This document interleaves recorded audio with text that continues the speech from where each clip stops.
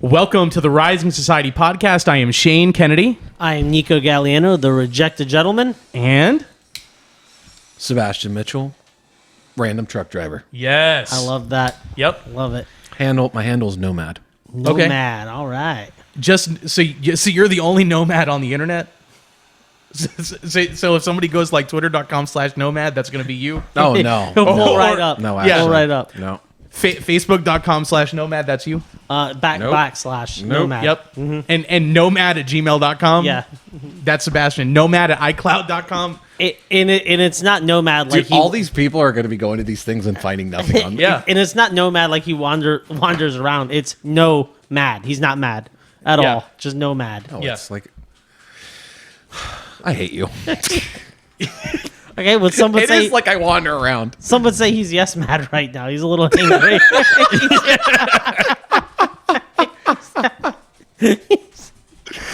Okay. What are we talking about today? Well, so what Mars. we're going to do is we're going to end up talking about Ukraine, right? Yep. But crap. But the very first thing we're going to do is we're just going to we're going to interlude it by talking about our current POTUS, right? Our current president in chief, and he hightailed it down to the Amazon, and then from the Amazon made the executive decision that he's now greenlighting that the Ukrainians are allowed to fire ATACMS, which are long range Deep penetration missiles. yeah deep penetration. What do you call them? Are they called surface to air missiles? I think that's what they call them. But those the Ukrainians have not been allowed to use those all this time. We have not been sending them to them all this time because we were afraid of triggering World War III. But now I'm guessing since Donald Trump won the election, the Biden administration is not all that concerned about triggering World War III. There has been attacks deep into Russia.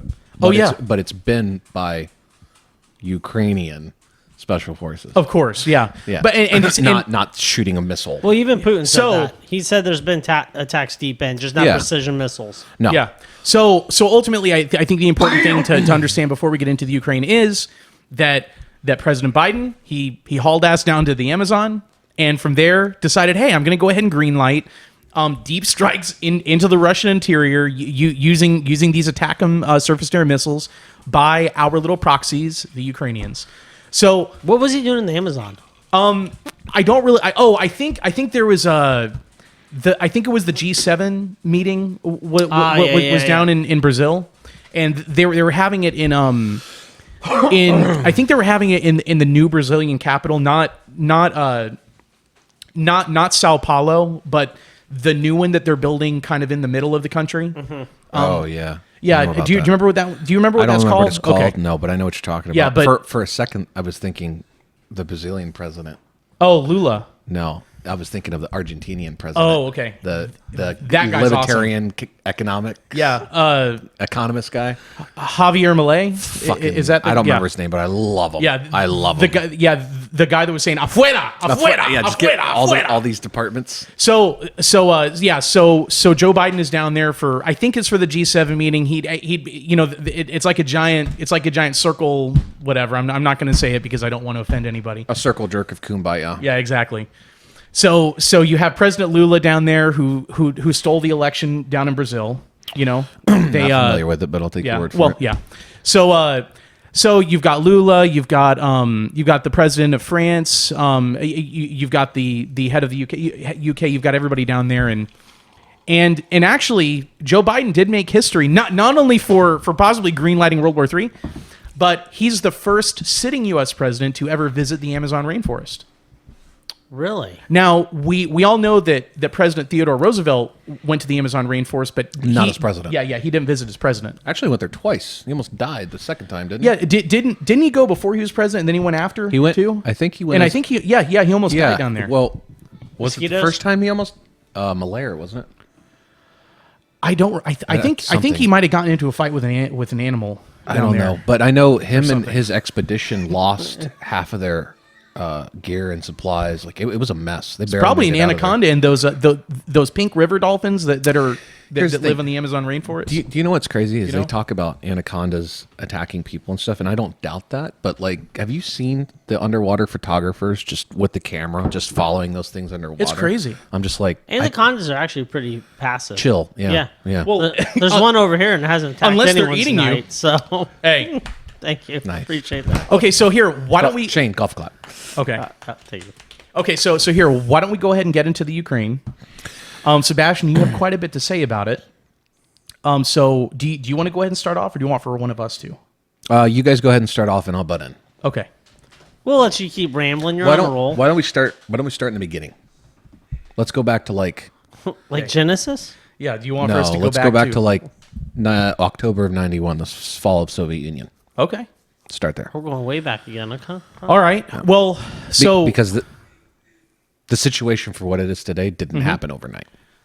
So really, in many ways, it really kind of goes back even before that, right? Because remember that Western what is the territory that we would call the Western Ukraine, which is the part of Ukraine closer to Europe proper, like next to Romania and stuff.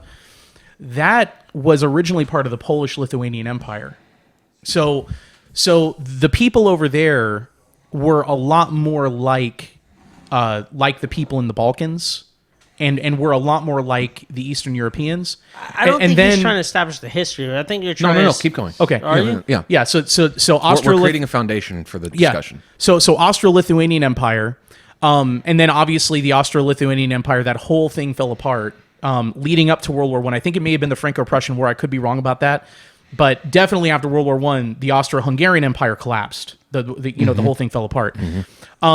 Then the eastern part of Ukraine, going from Odessa in kind of like the southern part of Ukraine, like on the coast of the Black Sea, all the way over to the east. When you go and look historically at who founded each and every one of those towns, it was typically czars that founded those towns. Like Catherine the Great, for instance, founded Odessa. Mm-hmm. And then you have a lot like I think there's a town called Nikolaev that I think that's up on the Dnieper River.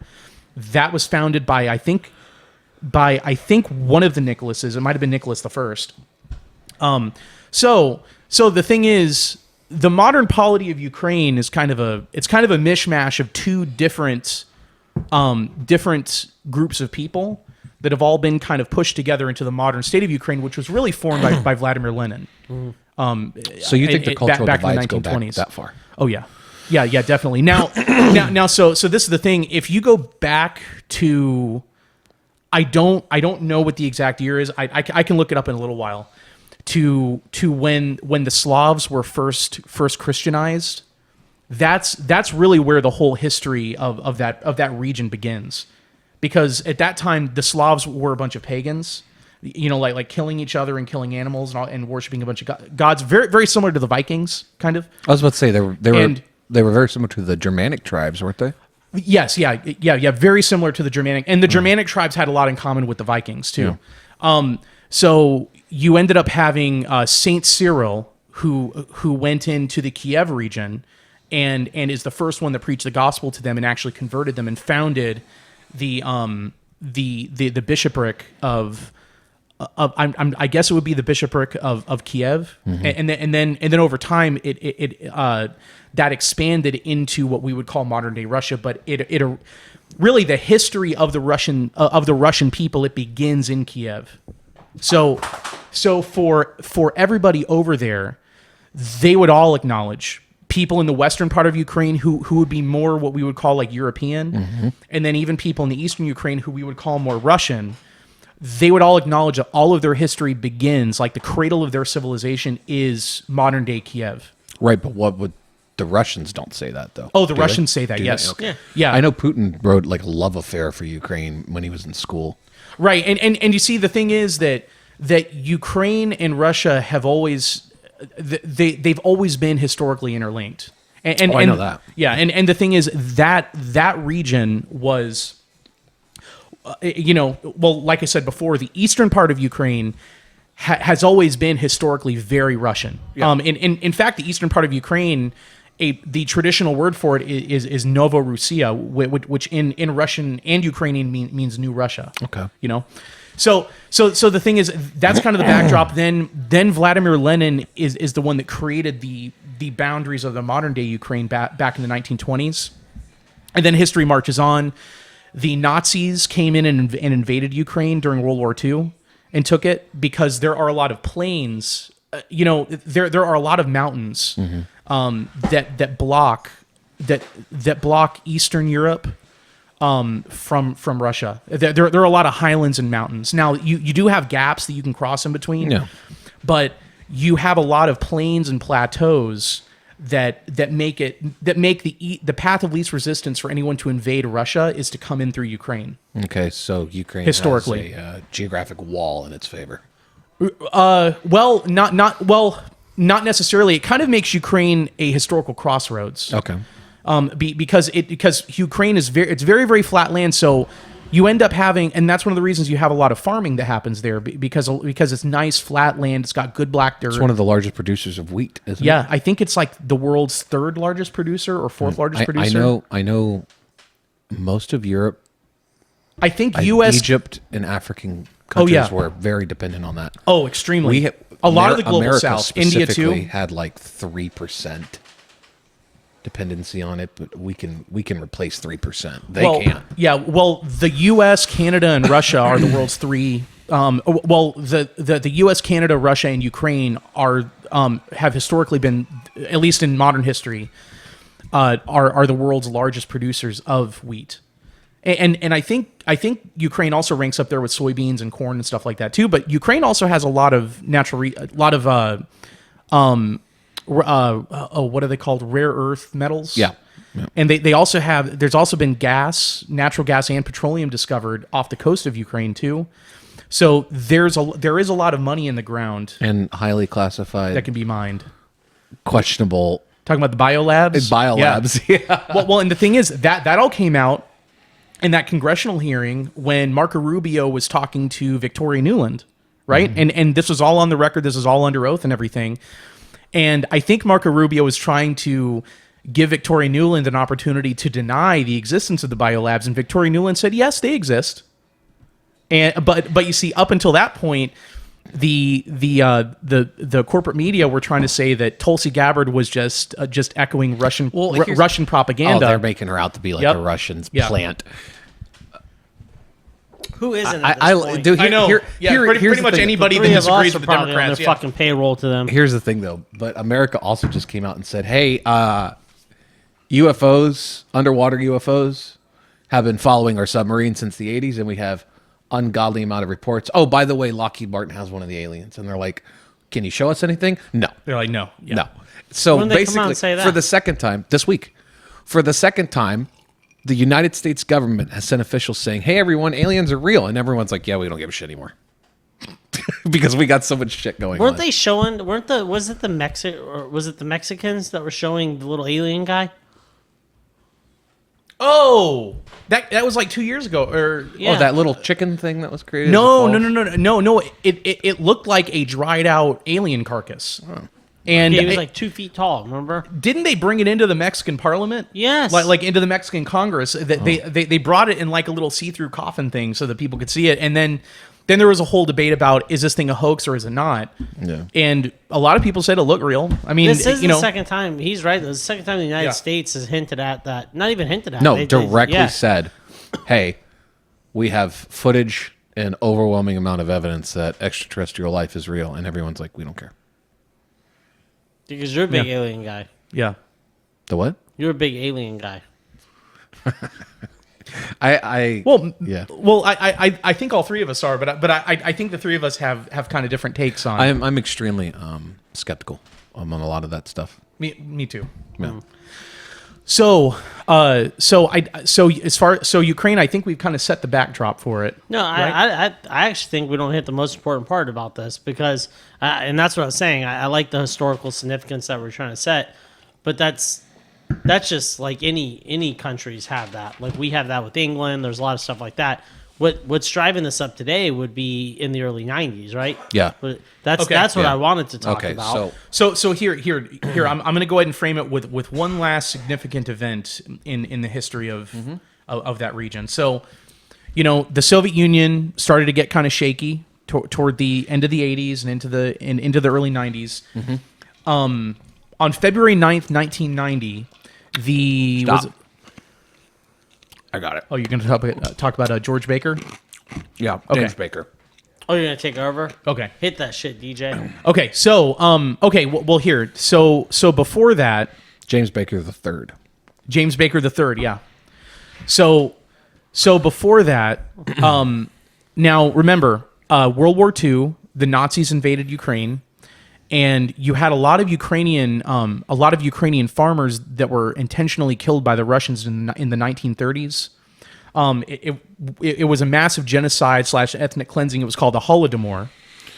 And the Russians sent soldiers into the Ukraine to collect all the wheat from all the farmers. Mm-hmm. They didn't like the farmers because the farmers were very independent minded and were like, we don't like this communism BS. Mm-hmm. We want to be able to keep our wheat, and we want to sell it at the market like we've always done. And so what the communists did is they sent the commissars and the military into the Ukraine, and they were under orders to confiscate the entire wheat harvest. And in fact, I think the order said something like every little granule of wheat. Mm-hmm. And so you ended up having millions and millions of Ukrainian farmers starved to death by the Russians. Yeah, well, who was the last Tsar? Nicholas II. Right. So, And he when died in 1918 when or that 19. huge famine spread throughout Russia, and they were of the let them eat cake moment kind of thing. No. As far as I know, I don't think there was a. There was a huge. I remember under the last Tsar, there was a huge famine. I think what you're calling a famine, I think it was shortages due to the war, due to World War I don't remember, but I remember how many Russians died, and I know Ukrainians were far worse off. I think which the source material you're pulling from was Anastasia, the cartoon movie. Oh yeah. What is that? Just busting your balls. Oh, I don't know what that is. Well, You never seen Anastasia? wasn't that movie narrated by the little bat? Yeah. Remember the little guy? the little demon bat that was Rasputin's You know friend? that's not Disney. Yeah, that was made by Fox, but now she is a Disney princess because Disney bought Fox. Yeah. So I Now- was right historically all those years that I was wrong. Now, so the Holodomor, and you ended up having a lot of communists here in America justify it, and they were pulling all kinds of reasons. They were pulling out all kinds of reasons to try to say, oh well, it was justified because of this, and this. There's no way it was justified, but Joseph Stalin very famously came out and said that he didn't kill any of them; that they all died of natural causes. Because they all freaking starved to death. Very Stalin of him. Yeah. Oh, quite. So the thing is, and the reason I wanted to mention that is that's the reason that the Ukrainians welcomed the Nazis in as liberators, because you had these Ukrainians who had been starved to death, who absolutely hated the Soviets, and the Nazis rolled in. This is almost generational hate at this point. Right. Yeah. And course, so yeah. so the Nazis ended up rolling in, and the Nazis said, "Look, you don't like the Soviet boot on your neck? We're not going to put the Soviet boot on your neck. All that we need you to do is become Nazis." And so a lot of the Ukrainians did become Nazis. And to this day. yeah, and the leader of the Ukrainian Nazi movement was named Stephen Bandera. And the Nazis said, "Look, the only thing that we want from you guys is for you guys to put on like the little what do they call them? The Iron Crosses and all the Nazi regalia. And we just want you to march around and stuff and just give us all and give us all of your Jewish people." And they collaborated with the Nazis. And so real Nazism is there's still a remnant of real authentic Nazism in Ukraine to this day. I remember. I think Vox. Yes, It went over there you're right. in 2014. I remember watching on YouTube. Yes. And they had neo-Nazis. Yeah, well. In fact, didn't Vox say these aren't even neo-Nazis? These are like the real deal, like descendants of the German Nazis. Yeah, I think so. Yeah. And so the thing is, Ukraine, it's a very complicated place because you have The western part of the country was the part that was really Nazified. Very, very pro-Russian. Yeah. No, No. sorry, very pro-Europe. Yeah. Very Yes. pro-Western. Yeah. Sorry. Yeah. Pro-Western, pro-Europe, Yep. and really, and a lot of that. There's a lot of animosity in that part of Ukraine, and there has been for a long time against Russia. And then in the eastern part of the country, the eastern part, like the Donbass and everything, that pro-Russia that we're fighting for right now. The eastern part of the country is very, very pro-Russia. They view themselves as being Russians. They speak Russian over there. And then in the western part of Ukraine, the Ukrainian dialects in the west are much more similar they're much more similar to there's a lot of Germanic influence. It wasn't Crimea. What is the part that Putin invaded and the people welcomed? Oh, you're him talking in? about in 2014? And as liberators? Yeah, Crimea. And okay, so it was Crimea. So when Putin invaded, like, it was the easiest thing because they were like, "Oh, we love Russians." Yeah, and then they had the after- referendum. It was like they voted 99% after 2 years to join Russia. 2 years of that, they were like, "This is fucking terrible." Crimea, they were struggling bad. Well, the only reason that they were struggling bad is that the Ukrainian government in Kiev, after we overthrew the Kiev regime in 2013 and we installed the new one, the anti-Russian one. One of the first things they did was they cut Crimea off from the water supply. Okay, so let's pause there. All right, so Okay, all right. So you ready to take off? So Okay. in 1990, James Baker III said to Gorbachev, NATO will not move 1 inch to the east. We both heard Bobby Kennedy say that a million times on his stance, okay? Since then, we've moved 1,000 miles. Yeah. Quite literally, okay? And for anybody who wants to look it up, the primary source for that is you can find it online at George Washington University. Okay, so Gorbachev / NATO came to an understanding, an agreement, that they would not move 1 inch to NATO would not move 1 inch to the east if they agreed to Germany's unification. Yeah, they had to recognize unification in Right. Germany. And that was the last nail in the coffin, putting an end to the animosities of World War II. Right. Okay? So culturally, it goes a little deeper than that. It wasn't just an agreement between two allies or two opponents or whatever, right? So there's that. Well, and here I'm going to throw something else in. Sure. Remember that there was the Warsaw Pact, right? And so a big part of the agreement was that the Warsaw Pact that the East Germany would no longer be part of the Warsaw Pact and it would be incorporated into NATO, and that NATO would not expand 1 inch to the east. And now this is where you kind of get into like the unspoken agreement. The unspoken agreement was we're going to get rid of the Warsaw Pact, and the expectation is you guys are going to get rid of NATO. Is this the whole 94 surrender your nukes thing? No. Okay. No. Well, I know in 94, Ukraine surrendered basically their trump card of bargaining, which was all the nukes that they had. Post-Soviet Union. Yeah, fall. and to put it into context, I think Ukraine had the third largest nuclear arsenal in the world I believe behind so. behind Russia and the United States, Correct. right? Yep. Go ahead, sorry. No, you're fine. In 94, the United States reneged on a deal, which Clinton signed off on a plan to expand NATO damn near to Ukraine. The Clinton administration. Clinton, whatever.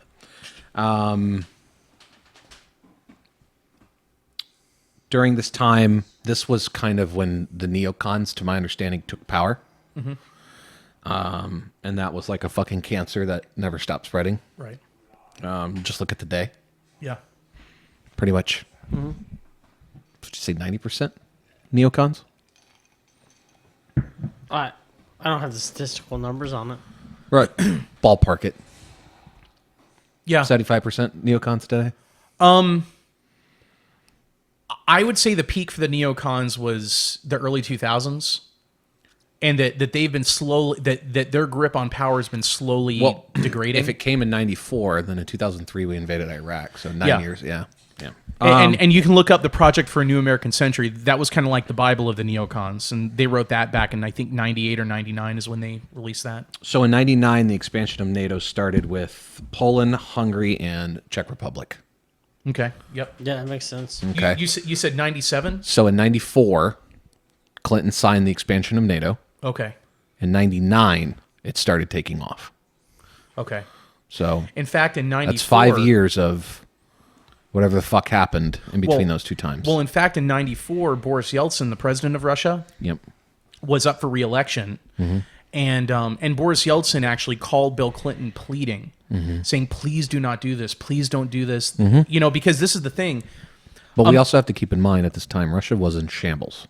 Well, and a lot of the reason that they were in shambles was because when the Soviet Union, when they, you know, we say the Soviet Union collapsed, the Russian point of view on it is that they willingly gave up on the Soviet project, you know, and so at the end of the Soviet Union, the Russians were like, okay, we want to become a market economy, we want to have a consumer economy just like the Americans have, so what we're going to do is we're going to talk to the Americans, and we're going to invite them to come over here, and they're going to explain to us how to go about turning our economy, which is a command and control, centralized communist economy, how to turn this thing into a capitalist, free market economy haven. Now, keep in mind at this time... And somebody to look up for that who is actually directly involved, who's done a lot of interviews and who's written a lot of books on the subject is Jeffrey Sachs. Okay, well, keep in mind, so Putin was extremely young during the time of the KGB. The Soviet Union fell, which then became the FSB. And then in the 90s, he became, was it mayor of St. Petersburg? Something like that, right. So Putin was forming himself during this very pro-Western influence of capitalism. Well, Boris is kind of a pussy, right? Who? Boris? Yeltsin? Yeah, he's kind of a big pussy. Well, the problem is that America kind of had him by the balls, Yeah. you know? Which we directly interfered in the election to get him reelected in 94. Oh, of course. That's what we do best. That's good. So, during this expansion of Hungary, Poland, and Czech Republic,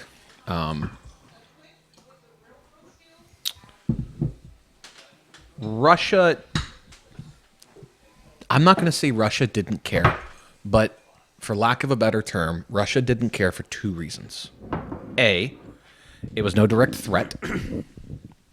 They couldn't perceive any direct threat, even with Poland being right there, right? And Russia was in shambles after the fall of the Soviet Union nearly 8 years earlier. An entire country doesn't rebuild in 8 years. Well, no, like Shane said, they were trying to switch their whole economy, Correct, too. correct. They had a lot of rebuilding to do. Correct. And they were in no position to say, hey, fuck you, don't do that. And you got to remember, at this point, America NATO is going to pretty much do what they want. A lot of the infrastructure was governmentally ran, right, Shane? And they were trying to let the private sector take that over, correct? Right. In Russia. I mean, Russia actually pretty impressive over the last 30 years of what they've been able to achieve, in my opinion. I do know they do have a depopulation going on. They have a shrinking population, but that's not uncommon today. A lot of countries have that going on. Japan's in the worst position. Yeah, possible. a lot of countries have that going. Actually, I think America's not. No, we're good. I actually think we're headed that direction, aren't we? We are, but we're not in Japan's Here, guys. place. Bad. Here, just a minute. I need to. Yeah, you're good, man. Yep. You guys keep talking. Okay. Yeah, go ahead. Keep reading it. I got you. So, again, those three countries joined NATO, and Russia was in really no position. They didn't perceive a direct threat, even though it was. They didn't perceive a direct threat. Also, they had too much shit on their own plate at the time. And even with Poland being right there, they didn't see it as like, you're my neighbor and you can throw a grenade at me. You know what I mean? So, where shit really hit the fan. Are we going to wait on him? What the fuck is he doing? No, roll on, man. All right. Roll on. So, also, where shit really hit the fan, I think, like, the kindling was there, but the spark that lit the fire was in 1999, the U.S. led the bombing of Serbia Yeah. for 78 days. Yes. So during that time, obviously that angered the Ruskies big time, because that was a U.S.-led coalition of NATO resources bombing a capital European city, which was Wasn't Hamburg. What was it?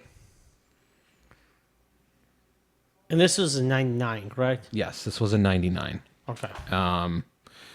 That very rapidly escalated the tension between the West and Russians. And I'm not even going to say the West. I'm just going to say America, the United States. It was bombing a European capital. And the entire mission for that bombing was to essentially break the country apart, which I'm not too familiar with during the details of that time, but it wouldn't surprise me because statecraft and all that's interfering in shit that we don't belong. It's our specialty. Yeah. So, Putin becomes president. What year is this? 90 or no, I think 2000 at this time. Okay. I think 2000, late 1999 or early 2000, Putin becomes president. He's well aware of it.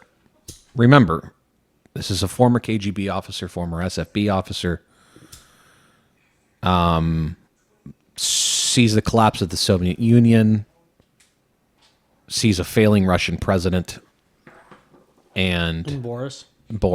Sees Boris failing, and also the mass injection of capitalist economics going into the country, as well as some Western ideology. And that was his big point of contention. And this is Well, from Putin himself. So no. But later, that was a huge point of contention. Putin is very pro-Russian to his heart, his core, but Putin was very pro-NATO, pro-West for during the first initial part of his presidency. He was very open to all that.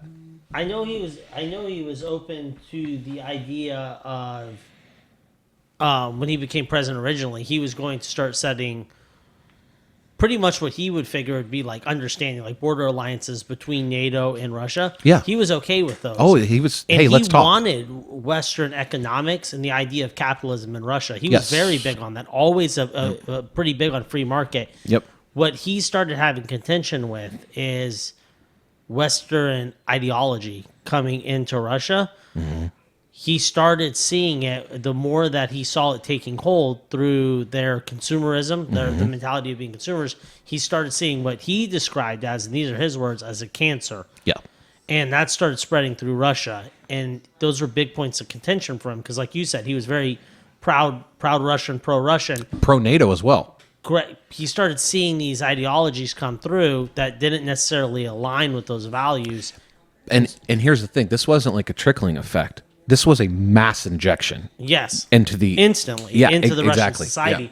And he did not like what he saw. No.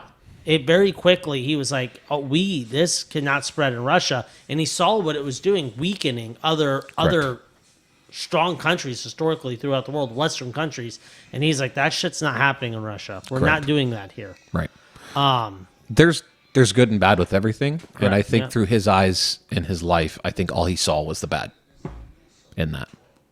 He was, I don't want to call him pessimistic on Western ideology, but he saw more bad than he saw good. Well, I've always seen him to be, if you ever listen to him talk, he's very direct. And No bullshit. yeah, very dry, very direct. And he doesn't really beat around the bush too much. He says what he feels. Yeah. And he literally said that he almost had a disgust with what he was seeing come in. And that he said that if we allow this to spread in 30 years, this won't be Russia. This isn't going to be much Russian culture left. There won't be a Russian culture. And Yeah. he said in 30 years. And that was probably about going on 20 years ago, right? That was probably early 2000s. Yeah, I was about to say it's probably 20, right at 20 years ago. So again, we have now at this point we have Hungary, Poland, Czech Republic join under Boris. We have a 78-day U.S.-led coalition with NATO, the bombing of a European capital city in Serbia. Okay. Do you mind catching me up? Sure. Yeah, you can listen to the podcast. Okay. So that means we'll have 15 listeners instead of just the 14. Yeah. We're talking about the tension buildup between the West and the East. He said that when Putin came in, he was actually very Pro-NATO. pro-NATO, pro-Western ideology. And I said, yeah, but that didn't last very long. No. Because though he liked the ideas of Western capitalism going into Russia, I know we're repeating ourselves, sorry, that it was Western ideology, that the mass ejection of that coming into Russia, where he realized very quickly that they were not going to be Russians for long if he allowed that Western ideologies to spread into Western culture. He saw it as a weakness. So here's a little caveat. I told you it was a U.S.-led coalition / NATO thing that led that bombing. It was all American resources. Well, yeah, I don't doubt that at all. What bombing? Are you talking about? 78-day bombing of Serbia. And, You're talking about you're talking about Belgrade? Yeah. Okay. Or the European capital city, was it? Yeah, it was Belgrade, was it? Yeah. Belgrade's the capital of Serbia, and we even blew up the Chinese embassy Oops. in there too. So let's backtrack in between these 2 points. Real quick, boys, I'd just like to say, hey, I'm glad to be here with you guys. Me Likewise. too. Schlante. Cheers. Yeah, 100 years.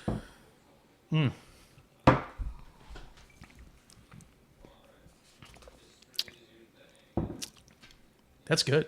That is good. Yeah. That's really It's good. smooth. Worth 15 bottles. Yeah, we're 15 bottles. Continue. So let's keep in mind, in between 1990 and 94, right? He had all this shit. I'm sorry, between 1990 and 1999. So we have a 9-year span right here. 94, I don't remember what it's called, but in between all these negotiations under the Clinton administration. Yeah. When did Clinton take office? 92. 92. So under the Clinton administration, Well, Ukraine agreed to surrender all their nukes. technically he took office in January of 93. Whatever.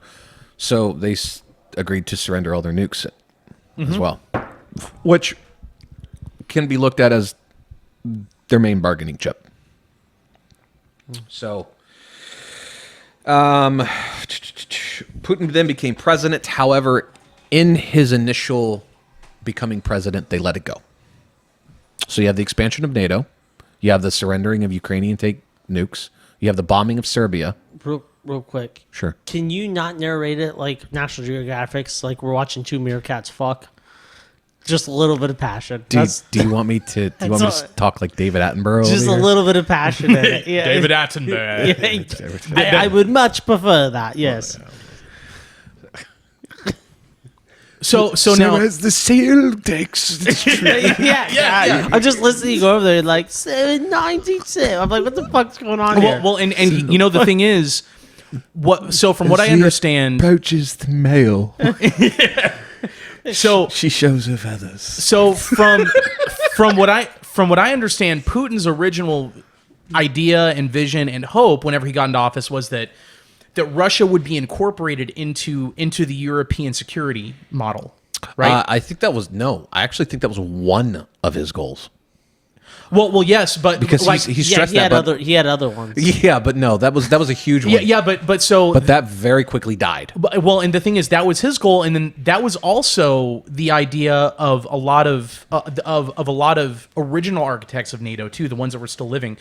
People like George Kennan, who would say that either what we need to do is incorporate Russia into NATO. I thought you were going to stab him or something. Yeah. Okay. So George Kennan, who was known as one of the architects of NATO, Sure. This guy is one of the original NATO guys. He said we need to do one of two things: either we need to incorporate Russia into NATO if we're going to keep it going, or we just need to disband the damn thing.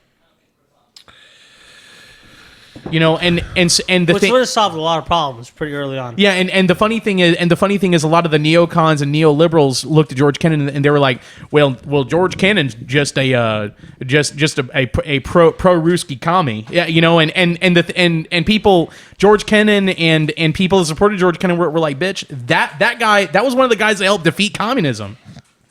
All right, so Putin Bunch became of chicken president. hawks. All the shit that happened prior to that, Putin became president, and they essentially let it go. I think probably around this time, that you and I were discussing when Shane was outside.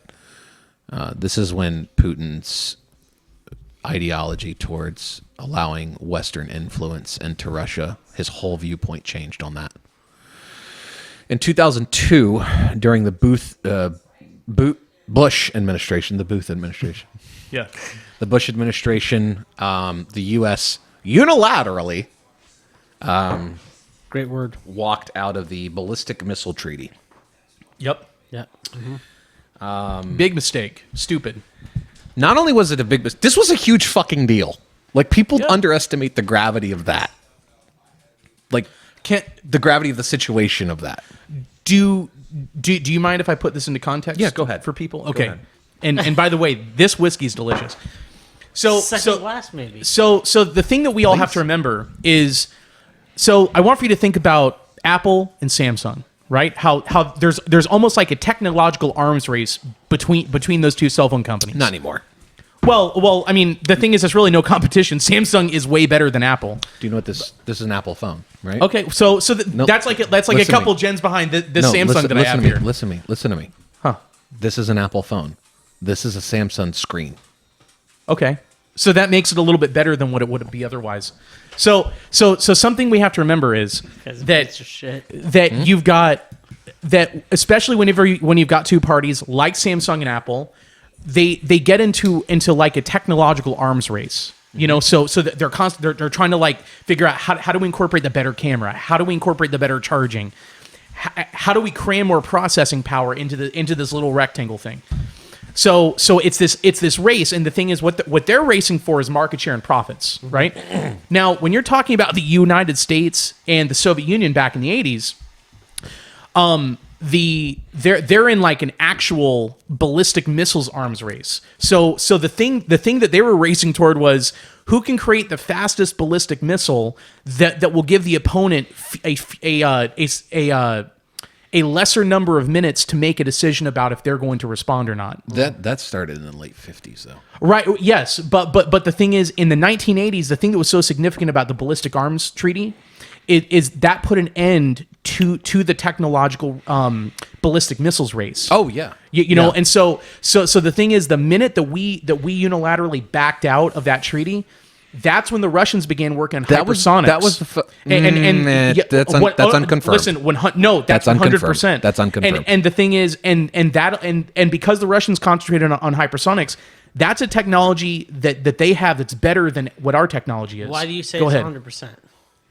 Because Let me interject. that's the truth. That's what our side says, and that's also what the Russian side says. If Russia ahead. started working on hypersonics in 2002, they'd have them by now. Even with a shoestring budget, they would have them by now. We still haven't fucking seen them. They have them right now, and they've used them in Ukraine. I don't think Patriot can intercept hypersonics. Right, the hypersonics pretend are to be faster than Patriots are. Has Patriot Comparing has a Patriot to a hypersonic has- is like comparing a jet engine to a single prop I haven't Cessna. followed the news like flies on shit, but I don't think Patriot has failed to intercept anything it's aimed at thus far. Patriot missiles are not the way that they're designed to intercept other missiles. Not Patriot system. Well, so the way those missiles are designed, they're designed to intercept missiles that are up in the low Earth orbit, but hypersonics go well below that. Oh, okay, I don't. And the hypersonics go much faster. Because I've heard of claims of Russian hypersonics, but I don't think they've used them. They've been used in Ukraine. Have they? Yes, 100%. All right. I'm not going to take your word for it. Well, No, punch it into your phone then. On that one, Nico. Yeah, while you guys are continuing your debate, Absolutely. let me look it up. Okay, So in 2002, during the go Bush ahead. administration, But so the thing is, I just wanted to put the whole ballistic arms treaty That's fine. into context for people so they could understand the significance of That's it. fine. And why it was a really bad we idea do for us have to back out of hypersonic it. missiles. Lockheed Martin just fucking came out with one in less than 4 years. The hypersonics that we have are experimental and theoretical. No, 100%. no, Look we it have up. them. They're classified. Look. Okay. Oh yeah. Oh, okay. So you're just going to say it's classified because you can't prove it. Go ahead. Dude, The SR-71 Blackbird was classified for almost 30 fucking years before it was publicly disclosed. Okay, so That thing could do 3,400 mile an hour. You don't think we don't have hypersonic? missiles. So you're just saying you have faith in the unproven, and that's fine. They have 3 different No, kinds. I'm saying that we definitely fucking have them. Look, listen. Gentlemen, they have 3 different kinds of hypersonic missiles. Here, Okay. Nico, listen. Sebastian just said he just has faith in the U.S. government that they have hypersonics. It's just what he believes. Go ahead. No, I wouldn't put it past them. To think that they don't. But Shane, we listen, Shane, when we can only US get we have to deal in listen evidence. to me. Listen to me. The U.S. I has agree yet with you. to develop actual true hypersonic right missiles. and that's why which I say files at 5 times faster the speed of sound. The U.S. currently Right. does not have any that is being mass produced. But they are only in the experimental phase. They do have long-range hypersonic systems. They've dumped buttloads of money we into have the it. Dark Eagle hypersonic missile, which the Army hopes to field this in the summer of 2024, which has yet to be fielded, so they're past the Right. date that was expected. Air-launched rapid response missiles, the Air Force announced that it has scrapped those weapons in that experiment for another hypersonic project that they hope to release in 2026. Okay. Lockheed Martin is partnering with the U.S. military for a hypersonic concept that they plan to have out in 2028. None of these have been mass produced, and No, I think that last one's the one that's being field tested. Yep, none of Yeah, these. but have the been thing done. is- but the you Dark see- Eagle's the closest one, and it has not. They have the missiles. They have not come out, and they do not know the effectiveness of Hey, it. Yeah, will, and you see- will you do me a favor? Mm-hmm. Alex Jones, Sandbox News. Not Alex Jones, sorry. Alex Holdings, Sandbox News. All right, you guys keep going. Okay, so See what he says about him. He's a very, very good military journalist. So point is the Russians have mature hypersonic technology and ours is just in its infancy and it's experimental. And you see and ultimately the thing is that's the reason that it was stupid for the neocons to pull us out of the ballistic missiles treaty. I believe we have hypersonics. And listen, you can believe whatever you want, Sebastian. I believe you that. can go stand in the middle of the road and say you don't believe in trucks. I don't. right? I mean, you know, but Lockheed Martin's. I'm gonna Mako. Mako? Mako. oh, Mako, Mako? like Yep. the shark. Yeah, Mako missiles has been touted as a hypersonic missile, multi-mission weapon that can fit into F-22s. This is not been launched on any. Yeah, no, but- listen, on TikTok. It's still in the research and development phase. Correct. though. There's Shane's about not wrong. No, Right. no. Okay, so again, this is all So- publicly It's a burden, released man. knowledge. So- You know, it's publicly released. What? So It's what a are they burden- working on? listen. What are they working on that we don't know about? It's a burden for me to sit here and always be right So about everything. as the you know? unbiased guy that we agreed I'd be the settler, you have earned a suck it. And then I will keep handing those out as we go you. forward. Okay. Good job, Shane. Thank you. Right What- now, for the people at home, it is now Sebi 274 to Shane's 1. So, All right. so you've won listen. 274 times. So You've now won so once. people listen. The important thing to understand is that the Russians went and started developing in covert R&D. They went and started developing hypersonic technology right after we backed out of the ballistic missiles treaty. In 2002. Right. Then what we did was the United States thought, well, the future of ballistic missiles is just going to be improving the ICBMs, the intercontinental ballistic missiles that go out into space, and then they split off like 10 or You're 15 way out of warheads your or depth. something. Well then correct me on it. You're way out of your depth. Okay. You can't say that the No. The mentality of the entire look it military up. war future here, look it up. was an ICBMs What in am I looking up? 2002. You guys got to give me. Look up. Look That's up. way too vague okay, to here. research. Look up. Did the United States improve their ICBM program at the expense of developing a hypersonic program? Okay. I can Because- go ahead and spare the people at home. No one gives a fuck. Okay. But okay, so listen. The simple fact is that when we backed out of the ballistic missiles treaty with the Russians back in 2002, our eggheads in DC decided, well, the future is improving the intercontinental ballistic missile technology. So they were trying to make the ICBM tech more efficient, more powerful, so that they could cram more warheads and everything on there. So that's happened about 5 times throughout history. But this is the thing: what the Russians did at the cost of other projects. But what the Russians did was the Russians looked at it and said, what we need to do is we need to throw out the old model and we need to create a brand new thing, hypersonics, and that's what the Russians did. Okay. And now the United States is behind.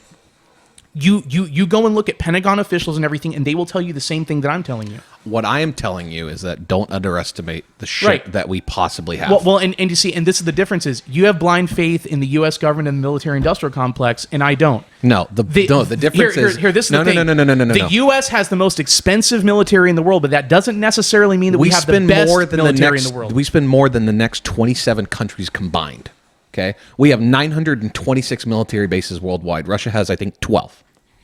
That's the next superpower for international military bases, with the exception of China expanding in the South China Sea. You know what they do have, though? What? Hypersonic missiles. Right. They do have hypersonic and we don't. And this is why, in spite of how much money Would we you shut piss up for a away, second? in spite of all the money that we Jesus piss fuck, that's the away third time you've onto our interrupted me. military-industrial complex. I am going to stab him. Hey, well, you guys Anyways. know their dick jousting. All right, here, so this is along. no, this is where here, no, do you want to go ahead and move on, or do you want to stay on this point? Because No, I'm going to keep gonna on whooping your ass. No, with you're this not. over and All over and over again. You don't know shit about aviation. You've earned your second. Okay? Suck it. You don't know shit about aviation. You don't know how long shit flew before it was ever declassified. You don't know shit that existed. Have you even? I don't need to know that to be able to tell you what the situation is regarding the hypersonics program. Shane, we got shit when it comes out, it's declassified. We go, wow, this is next level technology. And DARPA was working on it 28 fucking years ago. You cannot tell me they say, we don't have this or we don't have that. Here's that passion I was looking for earlier, by the way. What earlier? This is good. I like and this. you see, and that's one of the reasons I picked this. Yeah. Because Because he's livid now. No, But I just he's like, know. I've had 2 sips Dude, of bourbon. even when they fucking declassified the SR-71, they still did not declassify here. the fucking A-12, which was its here. predecessor. Will you agree with me that there are some things it's strategic to keep classified and other things it isn't? Of course, for the sake of national security. So for instance, spy tech, spy satellites, spy planes and everything, that stuff, it makes sense to keep that stuff secret and concealed, right? For like 50 years. Yeah. Yeah. Now, the thing is, when you're talking about hypersonics, in terms of deterrence, it makes a lot of sense for you to disclose that you have that because it makes the other guy less likely to try to use it on you. Maybe. Right? Maybe there's an argument there. Yeah. So the only thing I'm saying is that even as far as the hypersonics go, your argument that we're keeping it, that we've got like the best hypersonics in the world, or even like the next gen technology beyond that, and we're just keeping it a secret. The only thing I'm saying is it would not make any sense for us to keep that concealed because in terms of deterrence, which is something that the military is all about, that's a technology that we would want to disclose and say that we have. I'm not going to pretend to act at the government at the poker table saying I am going to show or not show these cards, okay? I'm not that fucking much of a pompous ass. What I am saying is listen, logic is universal. Listen to me. Use your reason. Do not underestimate it's universal. What we may or may not have. If Russia is kicking her ass in the hypersonic field, that wouldn't surprise me. And it is. China's kicking her ass in cyber warfare. And you want to know someone else who's whooping her ass in hypersonics? Who? China. Nico, look it up. I have no idea. They actually are. And no, that's exactly what you're saying, though. You just contradicted yourself. You're saying that you won't take the position that America's at the poker table saying that we do or don't have these things. No, I'm not saying. But then you said don't underestimate them, what they do and don't have. No, I said I'm not pompous enough to pretend to be America to disclose what cards we have. You're saying that you're not going to saying that they might bluff, but you're saying that they might be bluffing. Yeah, man, we have a word for that. That's called a contradiction. I'm saying they might be bluffing, we might not be. Am I taking fucking crazy pills here? What do you mean? I agree with you. Yeah. But you're putting faith in something that we don't know about, which Correct. I agree with you. Correct. We have numerous examples But here's the thing, of them coming out with technology. He's believing in something without having evidence. But my point, he's that's fine called doing faith. that. Yeah. But my point in that, and you can do that, Sebastian. but my point in that is because of the history of our aviation. Correct, and I agree with you. There is a historical record of us withholding technologies, and then 20 years later, 30 years later, Correct. we found out we had these The technologies. whole fucking time. But that is a form, even if we can base that on past historical references, you are still taking a leap of faith. Oh, huge. Because Yeah. these other countries don't have to Yeah. take that leap of faith or that possibility. They fucking have them. Yeah, no, I understand that. Okay. Why do you think it makes sense for the Chinese and the Russians to disclose and to demonstrate that they have hypersonics? They do that for deterrence. Okay. And the thing is, once we get some kind of parallel technology or better technology than they have, you better believe that we're going to be demonstrating that we have Do you it. think we're going to be peacocking it? Of course we will. Okay. I mean, we also do have a historical record of doing that as well. Yeah. We do. Sticking their dick where it doesn't belong since 1860. That's what we've been. Yeah, even before that. So, anyways, they walked out on the fucking nuclear deal. Bad idea. That's the whole point of this ballistic missiles treaty is just to demonstrate that was a as bad I said, idea. which escalated tensions, which led to the Bush administration putting nukes, and I use that term Bush vaguely. one. Bush 1. No, Bush 2. We're on Bush 2 now. We're on to Bush Okay, 2, yeah. 2002. About George W. We're talking 'cause about Clinton already. Yeah. Yeah, we're on talking. Bush We're 2. talking during the time of 2002, 2003. Okay. This is when we placed nukes in more than one way, ICBMs or whatever missile systems in Poland. Yeah. At this time, We put the Patriot missiles over there, which the Patriot missile silos are capable of launching ICBMs from. okay, so we put quite a few different things over there, and then we supposedly pulled them out, and then over the years we put them back and pulled them out. I don't fucking know what's over there, but I do know that at the time in 2002 we had nuclear capability out of Poland. Well, and that's the thing that pissed the Russians off. Oh, was huge. putting the Patriot missiles over there Not because only did we unilaterally pull out of the because nuclear you can launch deal, nukes from there. we not only did we unilaterally pull out of the nuclear deal in 2002, we went to Cuba. We literally did the whole Cuban Missile Crisis. We said, hey, you can't put nukes in Cuba on us, but we're going to put them in Poland on you. Because fuck you. Just for clarification, Russia has 3 hypersonic missiles that they actively have. 3 classes. 3 classes Yeah. that are guaranteed. China has 1 and has tested several others and maintains an active research and development program. The U.S. our best one right now is Dark Eagle. All right. So our in-home military expert over here said SM-2 standard missile, SM-3 extended range, and SM-4 Does that say retarded range? beams developed extreme range, Tomahawks, You're gonna get us all canceled. controlled by phase array, Spy-1 radar. Are those our experimental No. hypersonics? No. And here again, as an aviation nerd, Russia also has a Gen 5 Su-57 stealth aircraft. They have 11 of them now because Ukrainians blew up one of them. They had 12. Oh, the Ghost of Kiev. There goes Kiev whooping ass. Yeah. Whooping no, fucking ass. that wasn't the Ghost of Kiev. I heard the Ghost of Kiev shot them all down. Well, He's no. actually Yeah, he's that's what I actually heard. a 7-time ace. Okay, Yeah. so actually that was a fucking drone that took that thing out. But a very simple, no, listen to me. It was a very simple cardboard drone from Australia.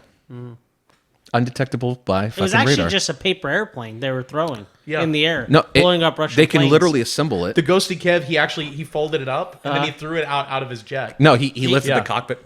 He Yeah. actually just used the fucking spitballs out of his fucking like, All straw. right. Anyways, they just displayed the Su-57 for the first time publicly at the Chinese air show. Okay. That aircraft is a fucking joke. It barely qualifies as a Gen 3. Barely. Where the Su-57 has the capability of like an F-15 in the 70s.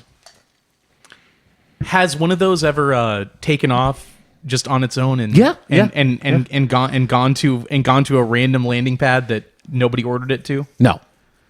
Do you remember when That was a MiG. when one of our Raptors did that? Oh yeah, Like, remember, like 2 years ago, they had the Air Force had no idea where that Raptor went. Was it a Raptor or was it an F-35? I think it was an F-35. it was Okay. an F-35. Yeah. Which is It the took most off, the pilot ejected. Which that's the most pro- expensive fighter jet in history, isn't it? It is the most expensive development in history. Yeah, and doesn't And then it? it just flew away. Yeah, doesn't it require like? The pilot, man, Alex Holdings talked about it actually. I think the pilot lost control of all systems. No, it activated itself and it flew to an No, airstrip. no. I think the pilot lost control of the systems. One of the systems was interfering with each other because I think it was reading as if it was stalling. So the plane would do its own shit, and then the pilot couldn't override it. Anyways, pilot ejected, and then the plane just fucking did its own thing. Just completely Okay, here. found it in a field. In September 2023, an F-35 fighter jet went missing over South Carolina after the pilot ejected and parachuted into a residential neighborhood. Yeah, there you go. And it took 28 hours for them to locate it Yeah. Yeah. after it disappeared. And that's that thing, that's the most expensive fighter jet in history. And doesn't that require you're the aviation nerd, so you'll probably know this. Yeah. Doesn't it take? Isn't it like four maintenance hours for every one flight hour that thing requires? Not. Listen. Or does it take? Or is it 3? I just want to correct you on something. It was the most expensive R&D in history because of Which the makes it the government- most expensive jet or a fighter jet in history. No, you have to look at per unit cost, Here, and it's also the most mass. I don't know if it surpassed the F-16 or the F-15. most expensive. Well, let me ask you a question. I know we're getting off topic here for a minute, but I am going to continue to take Because there's off topic R&D for a development, Shane, and then there's per unit cost. minute. What the fuck ever happened to those Chinese balloons? Did we ever figure that out? No. Well, I guess, but it was never publicly released. Okay, we just don't know what's going on No. there. I think anytime there is one, we just blow it out of the sky now quietly. Well, there was hundreds of them. Yeah, it's been happening for years. Yeah, okay. Got it. So what are you guys arguing about now? The cost of F-35? Yeah, he's saying it's the most expensive jet in history. I don't know if it is. I think the F-22 is more expensive. But Okay, the so- F-35 had the longest running R&D. It was like $435 A lot of billion. research and development into it. So- Oh my God, it was terrible. So the F-22 cost $350 million a piece, but you are right. The F-35 only costs $109 million a piece. Yeah. But it cost the government $2 trillion to develop it. Do you know why?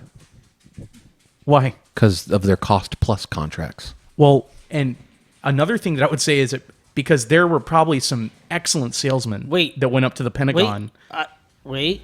and It's only sold fair. the Pentagon on. My funding second it. one was a joke. You have now earned a suck it, and you guys are tied up at 1-1. Okay. Yep. All right. But Nico, this is the thing. Sir, If you factor Sir. in the $2 trillion that Sir. it costs to develop it, Sir. plus the $109 million a piece. No, that doesn't count. You know Sir. why? Because Why? we've also outsourced the F-20 or F-35 to all these other countries that have paid for the R&D. sir, $2 trillion. Almost. please wear your suck it with It's honor. 435 billion, 2 trillion overall since the genesis of the program. Well, Earn your suck it with. Wear, well, okay. wear- So Hey, Shane, the only Shane, thing I'm going to say is Shane. it costs a lot more money than it should have. Hey, Correct. Shane. And Correct. listen, Shane. when people are paying like $8 a pound for ground beef at the grocery store, the government shouldn't be buying all Hey, these Shane. crazy ass Shane. fighter jets. Shane, yeah, correct. stay in your fucking lane. Anyways, Burn. Yeah, here I've got one hypersonics. so which triggered the U.S. to pull nukes out of Eastern Europe? I'm sorry, to place nukes in Eastern Europe.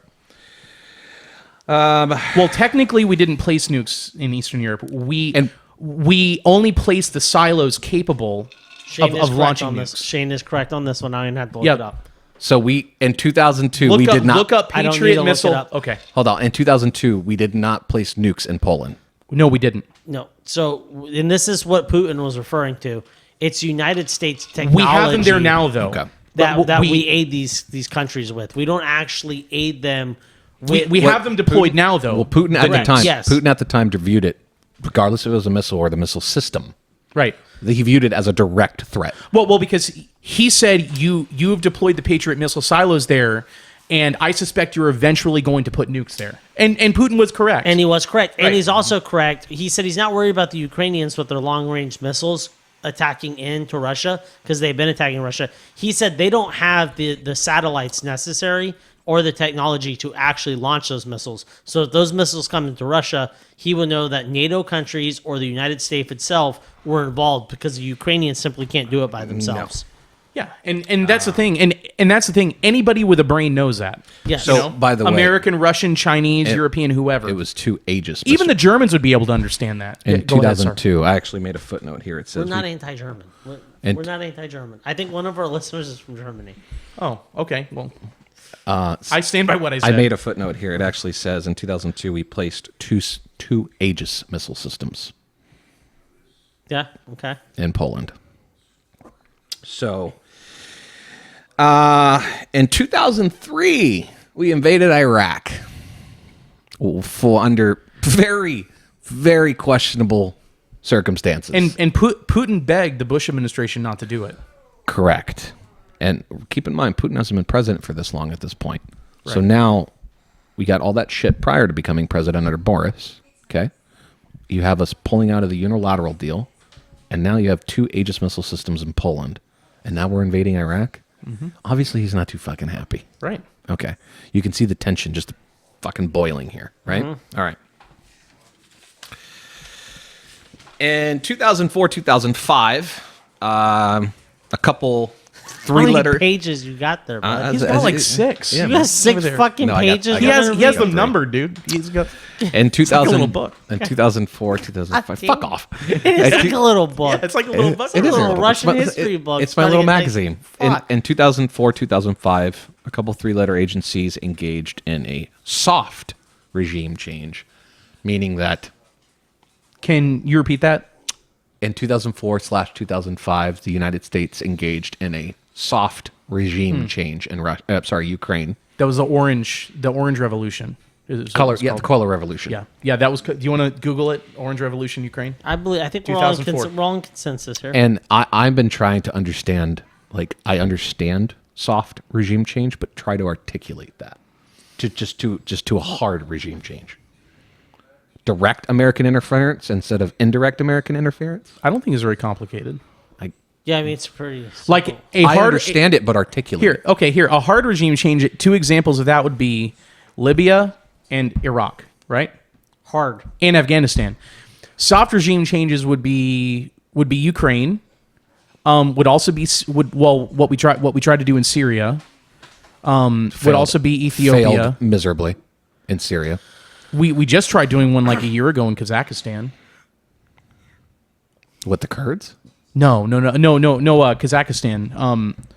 We tried fomenting a coup over there, and I think we did it to try to divert the Russians over there. But Isn't Kazakhstan all of Russia's space capital? Everything's launched out of there? that's where historically, Yeah, it still is.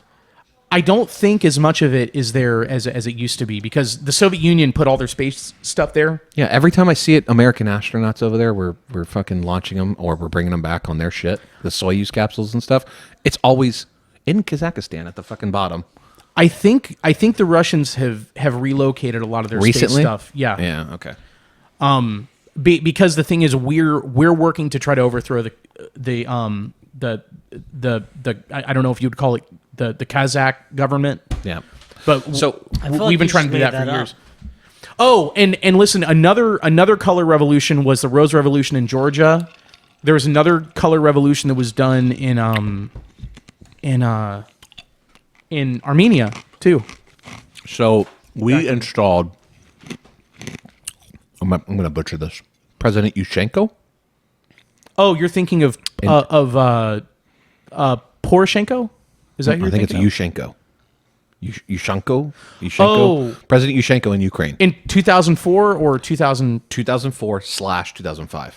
Okay. Because it's not like, oh, hey, Christmas time, reset. Okay. You know what I mean? The guy we put into office in Ukraine in was- 2013 was Yatsenyuk. Oh, hold on. Was We're the not guy there we put yet. in We're not there? yet. Okay. Don't jump ahead. That's So on as I page said, 5. as I said, 3-letter agencies engaged in a soft regime change operation in Ukraine. Color resolution, we installed President Yushchenko. Okay. In 2005 to 2009, I'm not going to say we stayed out of it, but from what I researched, we didn't have as much direct interference because Ukraine was a fucking mess at that time. And we had our hands full with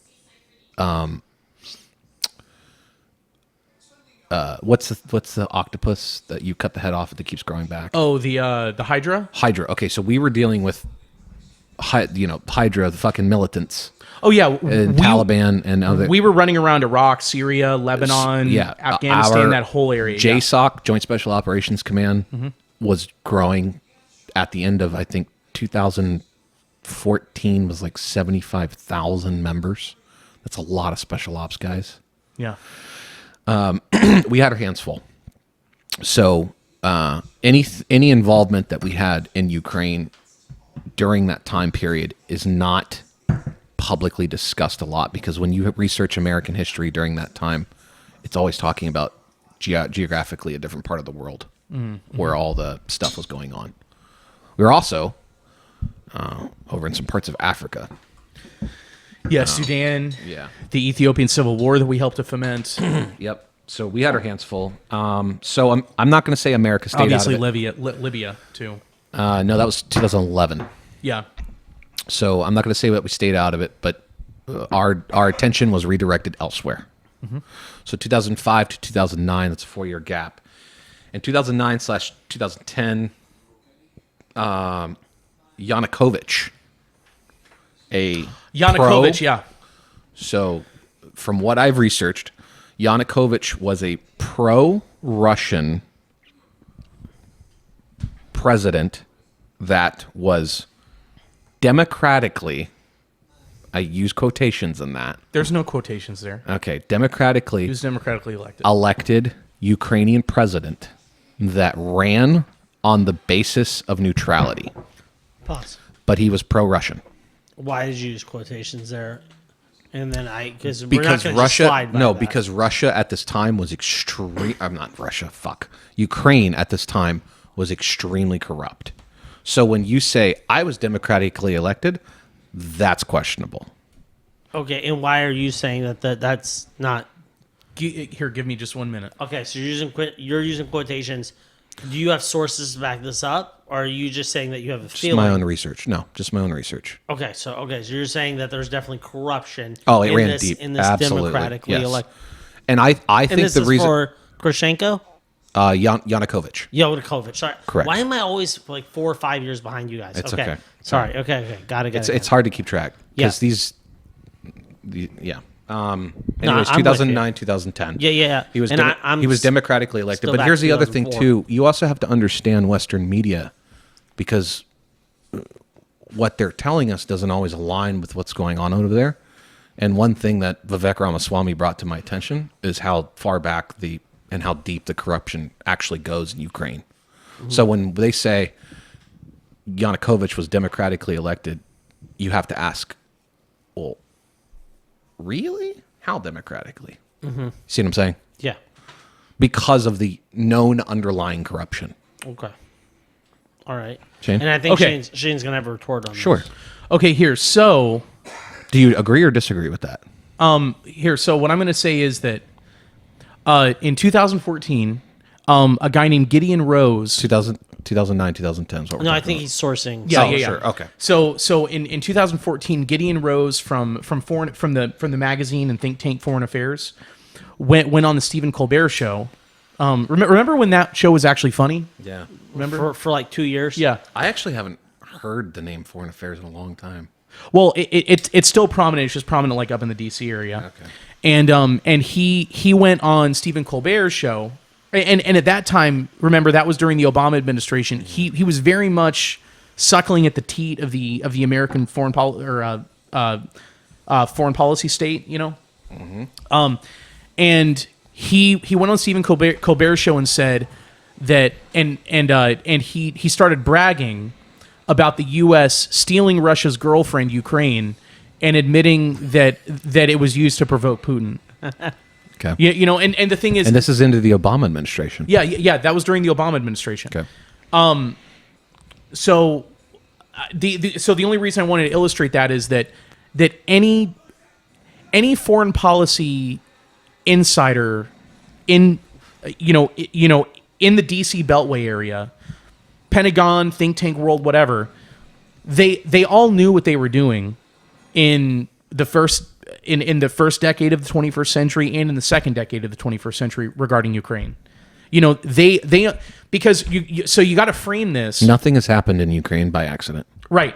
And this is the thing. You have to frame all this in terms of the neoconservatives and the project for a new American century. And the thing is, even the term now neoconservative is kind of misleading, because a lot of the people that we would call neocons now they've moved from being Republicans to being Democrats. People like Robert Kagan. No, they're rhinos. Yeah, Republican in name only. Well, they're not even Republican anymore.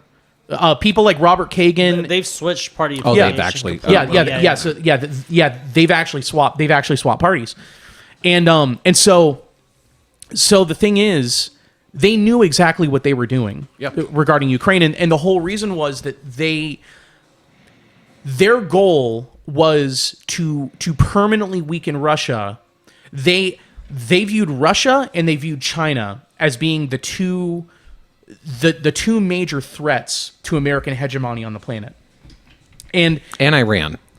not necessarily Iran. Iran. Well- And my evidence for that is John Bolton, I think his name was. Well, John Bolton's an idiot. No shit. He's a fucking moron. I think everybody knows John Bolton. But an idiot. Even when John Bolton looks in the mirror, I'm sure that he's like, dude, I'm an idiot. but the thing is, no, I don't really think anybody's all that concerned about Iran because Iran really doesn't have much of an ability to project their power around the world. It was a huge concern. Yeah, you know why? Why? Tell me. Because do you know how Biden is emphasizing that there's going to be a peaceful transition of power? Okay. So Real quick, fact check. John Bolton is an idiot. I know that. Yeah. Okay, Oh yeah. yeah. We all agree here. Yeah. Yep. Even fact checked by John Bolton. Yeah. Yeah. Yep. Yeah. So not a lot of people know this actually. In 2000, Nico didn't know this either. in 2007, I think it was 2007, under the Bush administration, America spent billions on a cybercrimes division through a 3-letter agency. I'm shocked. No, listen, Shocked. Which agency is that? a 3-letter agency. Can you? Which one? No idea. Probably the NSA or the CIA or Probably, yeah. one of those groups of assholes. One of them that probably we don't even know exists. But anyways, they spent billions to send in. I guess I'm not a tech guy, but basically a sleeper cell virus to infiltrate all of Ukrainians' nuclear systems. Didn't they do that to Iran too? Or sorry, not Ukraine. Yeah, Iran. They did that to Iran. They did it to Iran, and during Obama's entry debrief, that was part of Bush's whole forte to say, "Hey, this is what we're working on. This is what's happening. It's up to your discretion now on how you're going to go about doing this." So Iran was definitely on the fucking map for an issue, But you see, this is what the problem is though. Iran is not, and the system worked. By the way, But this is the thing. Fucked up their whole nuclear. But program. so the thing is like the Project for a New American Century and the Brookings Institute world and the Foreign Affairs and Council on Foreign Relations world and everything. None of them view Iran as being a possible peer competitor to the United States. no, of course not. But they do view China as being a possible peer competitor, and they also view Russia as being a possible peer competitor. Mm-hmm. Now, they would view China as being the more likely peer competitor, and they would view the Russians as being much lesser of a threat. But secondary. But the thing is, the Russians and Chinese both have the ability to. They're both in the world in comparison to other countries. They're both economic juggernauts because they have large industrial capacity. They have the capacity to produce things, and they also have access to a lot of raw materials. More so Russia than China, but China has a massive industrial capacity, right? And both They're the number one manufacturers in the world. exactly, and both countries have the ability to project power around the world, right? Iran does not have that, and Iran is not going to have that. Okay, real quick, boys. Let's rein it in. Let's get one disagreement. Iran's at navy's a time. joke. Like Well- they don't even have an aircraft carrier. One disagreement at a right? time. I think we can all agree on this topic specifically. I'm that not a disagreeable person. There are tiers, and I think we can agree that Iran would not be in the upper echelon tier of China and No, Russia. but I'm not going to dismiss them and say they weren't a And concern. We're not. We're going to say there's a tier system. I think we can all agree they are not tier one. No. Okay, so that's The- done. the only person who- Let's bring it back in because you guys didn't really finish it up. You talked around it. Sorry. About him being democratically elected. You never actually gave a point. You kind of talked in circles. Oh, on sorry. that. So you're talking about in 2004. You're talking about the Orange I'm talking Revolution. about No. in 2009 to 2010, Yanukovych Oh, was elected on the. Yanukovych, and you, listen, you Okay, made a so I'm declaration. gonna of say disagreement. this, Okay, and then here, you go ahead. Okay. Yeah. Sorry. Yeah, go ahead. So I've used quotations, and then Nico asked me why I use quotations. And then you didn't really answer it. No. So Yanukovych won the election. first of all, I want to disclose Yanukovych was very pro-Russian, but he ran on the basis of neutrality. Okay? And basically making Ukraine this blossoming neutral zone between NATO and Russia. He was very pro-Russian. He was the last democratically elected president. And that's where the Okay. conflict came, or the disagreement came in, was the air Did you- quotation. and then I Let me said- know when you're ready for my response. And then I said, No, he knows where you're at. He's Okay, go disagreeing ahead. with the democratically elected. Go ahead. Okay, so first thing I want to say is I'm not pro Yanukovych. I'm not pro. Well, is that what this guy's name was? yeah, 2009, 2010. Yeah. So the thing is, I'm not pro Poroshenko, Yanukovych, any of this stuff. I could care less about them because at the end of the day, what I want to see all of them do is bow before the Pope, right? Like that's my goal. It is to see every one of them bow down, but bow down before Rome and the papacy, and that gets them much more enraged than any other campaign to try to overthrow their government or whatever. Anyway, To a higher court. so what I would say to that is, have you ever seen the documentary by Oliver Stone called Ukraine on Fire? Mm-hmm. Okay, so that's an excellent documentary, and he actually interviews Yanukovych? Yeah, Yanukovych, and he interviews a lot of people from Ukraine. He sought asylum in Russia. Yes, he did. Yeah. He's still in Russia. Well, and if he didn't go, he would have been killed. But They were going Right. for his head. So, that was like the French Revolution. Okay, so so this is the thing to understand. So in order to understand why he declined the EU invitation and accepted the Russian trade deal, you have to understand the nature of the European Union. Okay. So Pause. okay. When I use democratically elected, do you agree with how I phrase that? No. Okay, why not? Do you feel that he was What genuinely okay, here. democratically elected? What proof do you have that there was voter fraud in that, or enough voter fraud in that election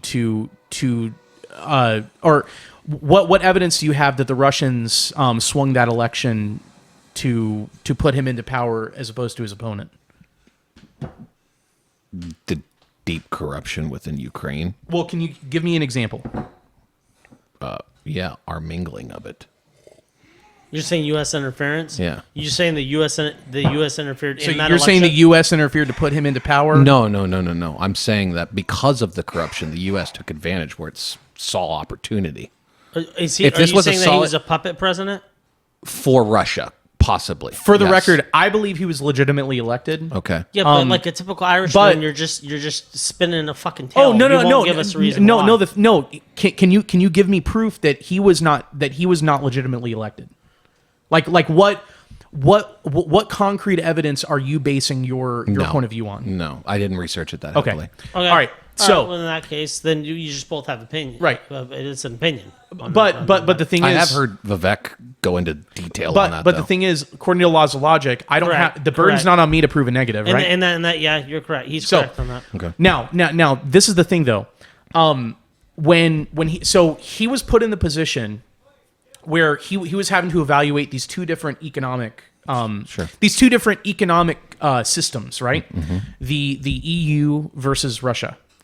Now, the thing is, Russia has always been Ukraine's largest trading partner by a massive margin. Now, the problem with the European Union is they essentially ask you to destroy your economy in order to become a member of the EU. Yeah, I know that. So that's Britain's a perfect example yeah. of that. So that's one of the problems with Serbia. That's one of the reasons that the Serbian people don't want to be members of the European Union. But Aggressively put. the what? It's aggressively put. What about what? You're being a little theatrical now. What? I don't understand what you're. That you're saying they have to destroy their economies to become members Right. of the United Because according to the European Union, there's only one area that's allowed to be industrial, and that's Germany. Germany, part of France, and that northern part of Italy, where all the river, where like the Po River Valley. But aside from that, the European Union, they really don't have any room for anybody else to have factories or for anybody else to be industrial. Did they actually put restrictions on Hell yeah! Well, production? dude, that's one of the reasons that Italy, Spain, and Greece have been such a shit show since the early 2000s is because that's what forces them into the pigs. Greece's economy collapsed because of the EU but things, Well, right? it forces them Yeah. into the pigs. 'Cause yeah, but the thing is, what it does is it forces them to just Manufacturing become restrictions. consumers, and they're Yeah. not allowed to manufacture, Okay, and it I'm makes gonna- it so that I'm they gonna- can't manufacture I'm gonna things I make was anymore. just trying to get you to Now- say I'm going that to make for a the people very, at home. very, very shallow statement here, and I want you to disagree. You've been saying agree. shallow statements all night. Go ahead. Shane, You have earned your second suck it, and I want you to wear. you earned it. go ahead. Keep talking. No, I'm not going to say No, that. you have to now. You have to. Come on. Wasn't Greece doing really well, thriving before they joined the EU? Hell yeah, they were. Yeah. That's what I thought. Okay. Yeah. And that's what I was trying to get Shane, because no one knows what the fuck Shane's talking about because he's so highbrow and he talks very cuntily. So what I was trying to get him to say is that when you join the EU, they put manufacturing restrictions on you and they force you to become a consumer country. Like they literally won't let you manufacture. Yeah, well, and the thing is, in order for them to allow then they- you in, there's this whole basket of regulations that you have to pass, Correct. and it makes it so that it's no longer cost effective for you to you can't manufacture anything in your country anymore, and the only countries that can are the ones that are already established in the system that the regulations were all written for, They which hold a would be monopoly on manufacturing. which would be the Po River Valley up in only in northern Italy, not the rest of Italy. Germany and part of France, and so the thing is, when that president of Ukraine was put in the position Yanukovych. where Yanukovych was put in the position where he had to decide which system am I going to sign up for, he was looking at the European system, which would basically destroy, it would basically destroy the manufacturing base in the Ukraine, right? Completely annihilate it. And then he could look at the Russian deal, which would have really just kept things going the way that they were, where Ukraine continued manufacturing a lot of their own stuff, and they had a good export market to Russia. Got it. All right. Stop. So Does anyone want to take a guess what happened in February 22nd of 2014? Russia invaded Georgia. Was that not 2014? Nope. Was that not 2014? No, that was 2012. yeah, Was it 2000? no, that was in like 8? 2015, 2015? 2014 or 2015. Wasn't that during the Olympics? The Russian invasion of Georgia? You said, what day did you say? I think you're right. 2012. Yeah. 2012, 2013-ish. Yeah. Yeah, so he's right. February 22nd of 2014. I don't remember when it was, but yeah, the invasion of Georgia. What I think it was before that. Dude, Okay. it was 2008. So that was my second thing I said. I said The invasion 2012, of Georgia 2000. was in 2008. Yeah. Yeah. During the Beijing And the Olympics. war also known as the Because Russian invasion of okay, Georgia. what I'm thinking of is in 2014. That's when the Russians rolled into the Donbass. No, that was 2000. No, it was 2014 because that was their reaction to the U.S. overthrowing the Yanukovych government. So do you want to take a guess of what happened February 22nd of 2014? I'm going to say is it must have been some kind of an organic democratic movement that went from the thinking bottom when up in Ukraine, We're right? thinking when they talked the Donbass was 2014. Yeah, That's what I was thinking. Shane, you already said it. I know. I'm just being facetious. No. You already said it. What day did you say? You guessed it without even knowing. February 22nd of 2014. What was Russia's reaction? The invasion of the Donbass. To what? That was their reaction to the coup. Okay. Who started that coup? The United States. There you go. And Victoria Nuland was standing in the streets of Kiev handing out cookies. Once again, the U.S. participated in That overthrew she's such a nasty woman. And remember, her husband, Robert Kagan, is a neocon too. Hold on. Once again, the U.S. Nasty. They're nasty participated people. in overthrow of Yanukovych. Another regime change. That's the second one? At this third one at this point? I think there had been several in Ukraine's Okay. history, but yeah. Russian intelligence intercepted a phone call discussing that exact regime change. F the EU Yeah. phone call, right? Yeah, I think that was one of them. Yeah. Yeah. And they leaked it. The Russians leaked it. Under the Obama administration, further pushed for more NATO expansion. As a reaction, okay, so in February 22nd of 2014, the U.S. initiates another regime change because Yanukovych economically sides with Russia. We'll just say that. Okay. It's in the best interest of his country. But so the U.S. initiates a regime change. And in response to that, Russia invades the Donbass. And in response to that, Obama pushes for more NATO expansion. This is a domino effect of sticking our chests out. And he was, and in doing so, he's carrying out the Bush Doctrine, Which was? to expand NATO. But it goes before Bush. Well, the thing is, do you have written on your paper about the Bucharest? No. The Bucharest NATO meeting, No. where Oh, you know what? You're right, because I have under Bush/Obama administration further push for Bucharest. for more NATO expansion. Bucharest was in 2007, I From think. the beginning of Bush to the end of Obama, 7 more countries joined NATO. Well, and which is a lot. Yeah. and remember at Bucharest, Which is a lot for never going 1 inch east. well, remember at Bucharest, which I believe Putin was actually there. Bush sent Condoleezza Rice to the big Bucharest NATO meeting, and Putin had been invited to it, and she publicly stated that the intention of NATO was to acquire Georgia and Ukraine, and this horrified the Russians, and also too, let's note, it also horrified the Germans and the French too, because the Germans and French were like, if we bring them in, this is going to be a shit show. Macron. Well, this was not Macron. Macron. No, I think Macron was still. He's fucking major pro-Ukraine joining NATO. Yeah. That dude's like, I wouldn't be surprised if he has fucking French army on the ground over there right now. Boys, Oh. we got to start rolling closer to 2024. Okay. Moving on. I still think 7 he's more married countries to joined. to a man. For not 1 inch going east. The U.S. kept rejecting that they were not expanding NATO under the Obama administration. 7 more fucking countries joined, but they're saying, hey, what the fuck? Are you expanding NATO? They're like, no. Not us. No, not us. Do you have the "niet means niet" Burns memo written down on there? No. I do.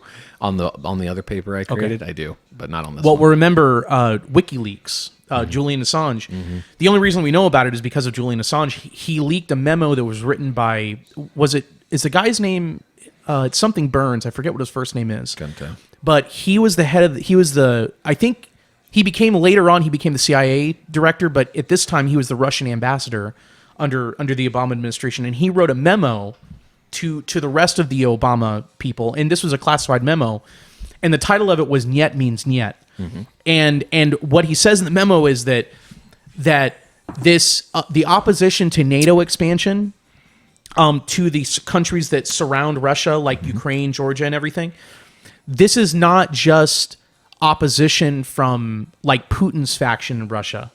This is opposition by all the leadership class in Russia. Even the anti-Putin people in Russia were all opposed to expanding NATO to surround Russia. In the same way that we would be opposed to the Chinese and Russians building military bases in Mexico. Or Cuba. Right? Yeah. Yeah, and we actually have a historical example of that. We have a problem with that in we Venezuela actually- right now. We have historical. I We know. have historical evidence. We of that. literally threatened nuclear war over the Russian stationing missiles in Cuba, right? And Yep. we're doing that with Poland right now. Yeah. That is their Cuba. These people are nuts. That's fucking crazy, man. Anyways, Continue, sorry. You're good. The U.S. kept rejecting that they were not expanding NATO. In 2019, which confused me at the time, I didn't understand it. In 2019, Trump I walked believe out that. on the What? rude. Trump walked out on the Intermediate Nuclear Force Treaty. I don't understand. I didn't research that. I don't understand why he did it. I know he pulled out of a lot of shit. It was the Paris Accords, and it was NAFTA, and so much happened under him that he just was like, no, this is fucking garbage. And he pulled out of it. I think that was because he was under the influence of Mike Pompeo. And Mike Pompeo was a neocon. Okay, so hold on. Yeah. But he also, I know this one, and I made a note on this on my other paper. He also went back to Russia with a more stringent idea for a treaty, which Putin was open to discussing. But I don't think anything ever came of that. Well, you got to remember with Trump, he had advisors and cabinet members that were trying to subvert Yeah. his work toward peace. Yeah. People like Mike Pompeo, even Bolton, you know. Yeah, what did fucking Trump elect him as when he elected him? I was like, He what? made him wasn't it national security advisor something like that, or yeah. something This like guy that. was fucking giving speeches on invading Iraq and standing on the steps of Tehran. And Yeah, I'm like, what yeah, you're right fuck? because didn't he, Iran, sorry. Didn't he speak at some big, like, I don't know if it was a Republican convention or Every person there was a fucking war hawk. yeah, or it was CPAC or something, and he said soon we're going to be holding this meeting in Tehran after we overthrow the government. And You know, everyone there was like fucking minions. Yeah. Ah! And I'm like, whoa. you know, that's what we need to They love refer. war, dude. well, They and love that war. we need to God, refer to Bolton as a self-proclaimed idiot. You know, All right. Okay, so we're in 2019. So that was We're rolling 2019. Yep. Going back 2 years, I apologize. In 2017, we walked out of another treaty with Iran, which actually Russia helped mediate. And that intensified tensions between Russia and the United States. now what was that treaty in regard to? I don't remember. Did that involve nukes? She fucking called me. Yeah. That involved sanctions, that involved releasing funds, that involved nukes. And one other big thing, I don't remember what it was. And I think also that's around the time that they discovered our cyber attack. Okay. And they were not happy about that. What wasn't the name of that cyber attack? Wasn't it named after like a worm or something? Something, I don't remember. Yeah. A I watched worm? a documentary on it on YouTube. I was You like, say damn. a worm? Yeah, it was named after a worm or something like that. But the Okay. beauty, like how they discussed it on the program, the beauty of the virus was just next level. You see, It really though, was. I think that just kind of goes to show that we're living in just that America's very, at least America's elites, they're very diseased people mentally and ethically, because instead of putting their resources into, let's say, developing better systems of transportation, instead of putting resources into getting more food into the hands of more people, like higher quality food and everything, they're putting all these resources into creating viruses or like viruses for cyber attacks, and they're putting all this money into like developing things like COVID and stuff. I mean, I think that just goes to show that we this country's run by sociopaths. In a perfect world, Shane. In a perfect world. Well, no, this is not a perfect world. No, I know, but all the things that we should be doing is what I'm saying. In a perfect world. Yeah, they're So- dangerous people. In December of 2021, Putin proposed a draft U.S./Russia security agreement. In so few words, the Biden administration told them to get fucked. Okay. Yeah, sounds about right. Yeah, makes sense. Yeah, and the underlying headline of that agreement was no more NATO expansion. And the Biden administration just told them to go get effed. Yeah, they told him to get fucked. Okay. Yeah. Jake Sullivan, National Security Advisor. He's a millionaire. I don't care. Jake Sullivan, He the is. National Security Advisor at the time, said multimillionaire. that we had, I think it was, and I quote, an open door policy for anyone who wants to join NATO. I recall that. And there were people in Washington screaming, That was a direct quote, yeah. by the way. The they were open door policy. They yeah. were screaming, "You can't fucking do that without having consequences." And he was like, "Bah, it'll be fine." Well, and you know, this is the thing. You could almost think about NATO or any kind of a military alliance like NATO. You can think of it as like a giant insurance policy, Yeah. like a giant insurance company, kind of. So the thing is, insurance companies, they decline coverage for high risks, or if something's a high risk and they're going to offer coverage, what they're going to do is they're going to charge them a substantially higher premium than they are the lower risk Correct. or kind of average risk people. You know, and the thing is, these idiots like Jake Sullivan and then I'm not even going to call Joe Biden an idiot, because he's just cognitively impaired. He's you know a puppet. yeah. I don't really know who's in charge. It's probably people like Jake Sullivan. Okay. But anyways, so in 2021, Putin proposed this. but that's the reason that the open door policy makes no sense. No, but in 2020, when he proposed this, Biden administration told him to get fucked. Open door policy stood its ground.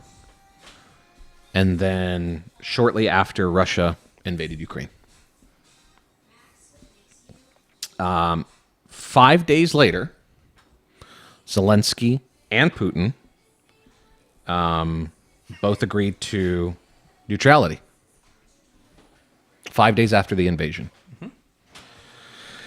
Didn't Zelensky say that on it wasn't like a 2020 interview or something I like don't that? know. Yeah. I don't remember. I remember seeing And that. who came in and said, I don't think so? Bojo.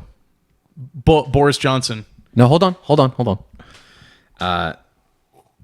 Strangely enough, the Turks were spear pointing the negotiation for that. I wonder why the Turks would want peace in Ukraine. Maybe because it's right there. Okay. And all here. Stop. Here, one Hold other on, thing. hold on, Here, hold one on. other Let me thing about continue. Turkey. Let me continue. You realize Turkey is are they the second largest or the third largest military power in NATO? Couldn't tell you. They are. So the Turks They've got offered a to big mediate ass negotiations. An agreement was reached. In 5 days. In 5 days after post-invasion. I don't know what the timeline is for the negotiations. Okay. The U.S. and Britain, and I wrote down, said, fuck that. Oh, hell no. Yeah. And that happened around then- Easter of 2022. And then if the I Biden recall. administration Yeah. told Zelensky, we got your back. Okay? Fight on. You don't need to make no peace with them. Right. Fuck those guys. So at this time, and I'm going to quote you here, America said indirectly, we are going to fight this war till the last Ukrainian. We are Amen. willing We are willing to fight to this war fight till this the war last to the last Ukrainian. Ukrainian. And we are currently fighting it to the last Ukrainian. Boris Johnson then flew to Kyiv I call it Kiev. and told them to Kiev. Kiev. and told them to, and I quote, be brave. Okay? And ever since that, an estimated 600,000 Ukrainians have died. And an estimated, the numbers are really shady on the Russian side, but it's between 180 and 300,000 Russians have died. Yeah. And that's where we are today. So we get to So say now- anywhere from 750,000 to 1 million people died. Correct. Because the U.S. and Britain were like, nah. Correct. It's just another American proxy war. However, now we have a foundation for how things have become the way they are now. So that's where I end. That's where my research ends. This is where you take over and say what the current status is and where do we think it's going with this long-range missile strikes and President-elect Trump coming in and et cetera, et cetera. Which we did cover a little in the last one. Yeah. That was kind of like our thoughts on where we thought this would go. Before I jump in, do you want to talk about what you think is? No, it's a full-time Wouldn't job trying to keep you two fuckers honest.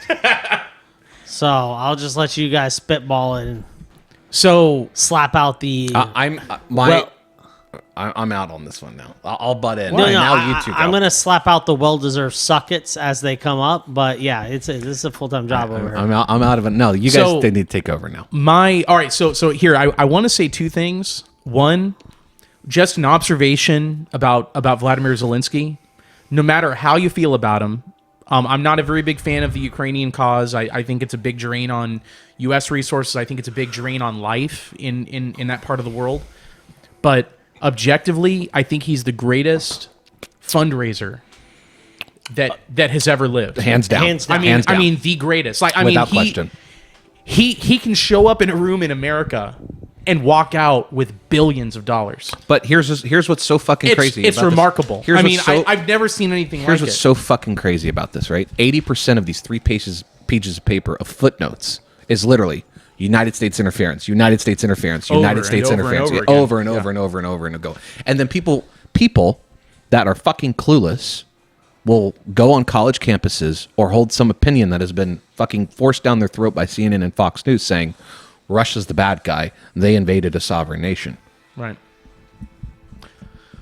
Well, and the thing is, Do you understand what the fuck you're saying, or are you just regurgitating what you heard? well, you know, with most historical events, I think it's when do you say the beginning is? You know, like with this whole Ukraine thing, if you try to say and the story begins in February of 2022. No. Then So then at that point, the beginning for me is February Russia 9th, is the bad 1990. guy, and Ukraine is the helpless victim. But if you begin at when? February 9th, 1990. Okay, so if you begin it there, that gives you a much more of a bird's eye view, and you're able to, and you know, and really when you look at it starting then, I think you come away saying there's not really one bad guy here. There are kind of several. Yeah. You Nobody's innocent in this. right. You come away from it and you say a lot of mistakes have been made here. A lot of interests have made mistakes. And it seems like it seems like there's the powerful and the powerless, and the powerful are taking advantage of the powerless. You know, like the But that's a story that's been repeated right. through history. The establishment, time and time again. you know, the establishment in Ukraine, the establishment in America, the establishment in Russia, and you know they're all doing great. You know, it's the people that are powerless in America, in Russia, and Ukraine that aren't doing so great.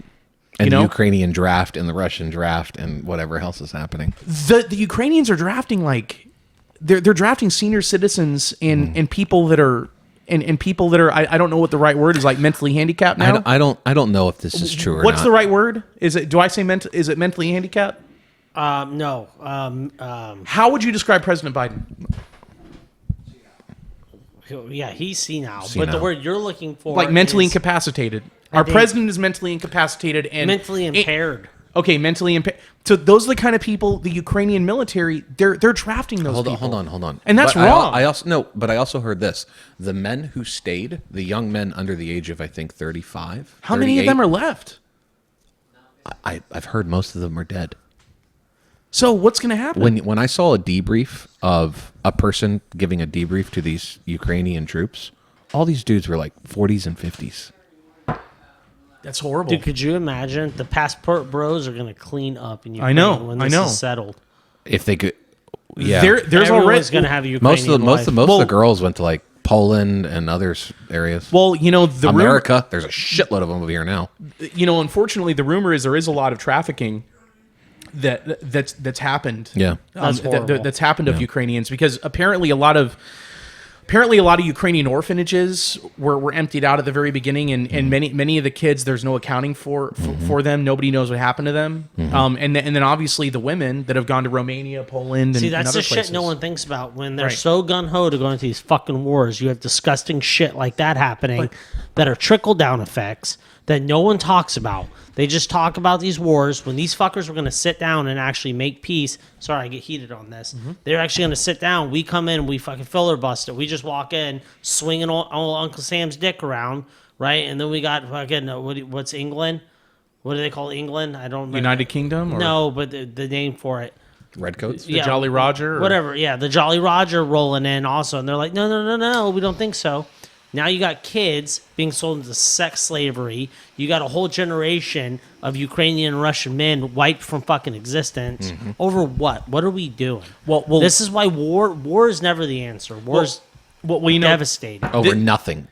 this is where I'm probably going to sound like I'm crazy, and I've You haven't been sounding like that the whole fucking night? No, dude. Listen, out of the three of us, I've been the most sane person at this table. But you know, and it may be that the whiskey is kind of. I think that's really good whiskey. Your But vagina's showing. Yeah. For an Irishman, you drink like shit.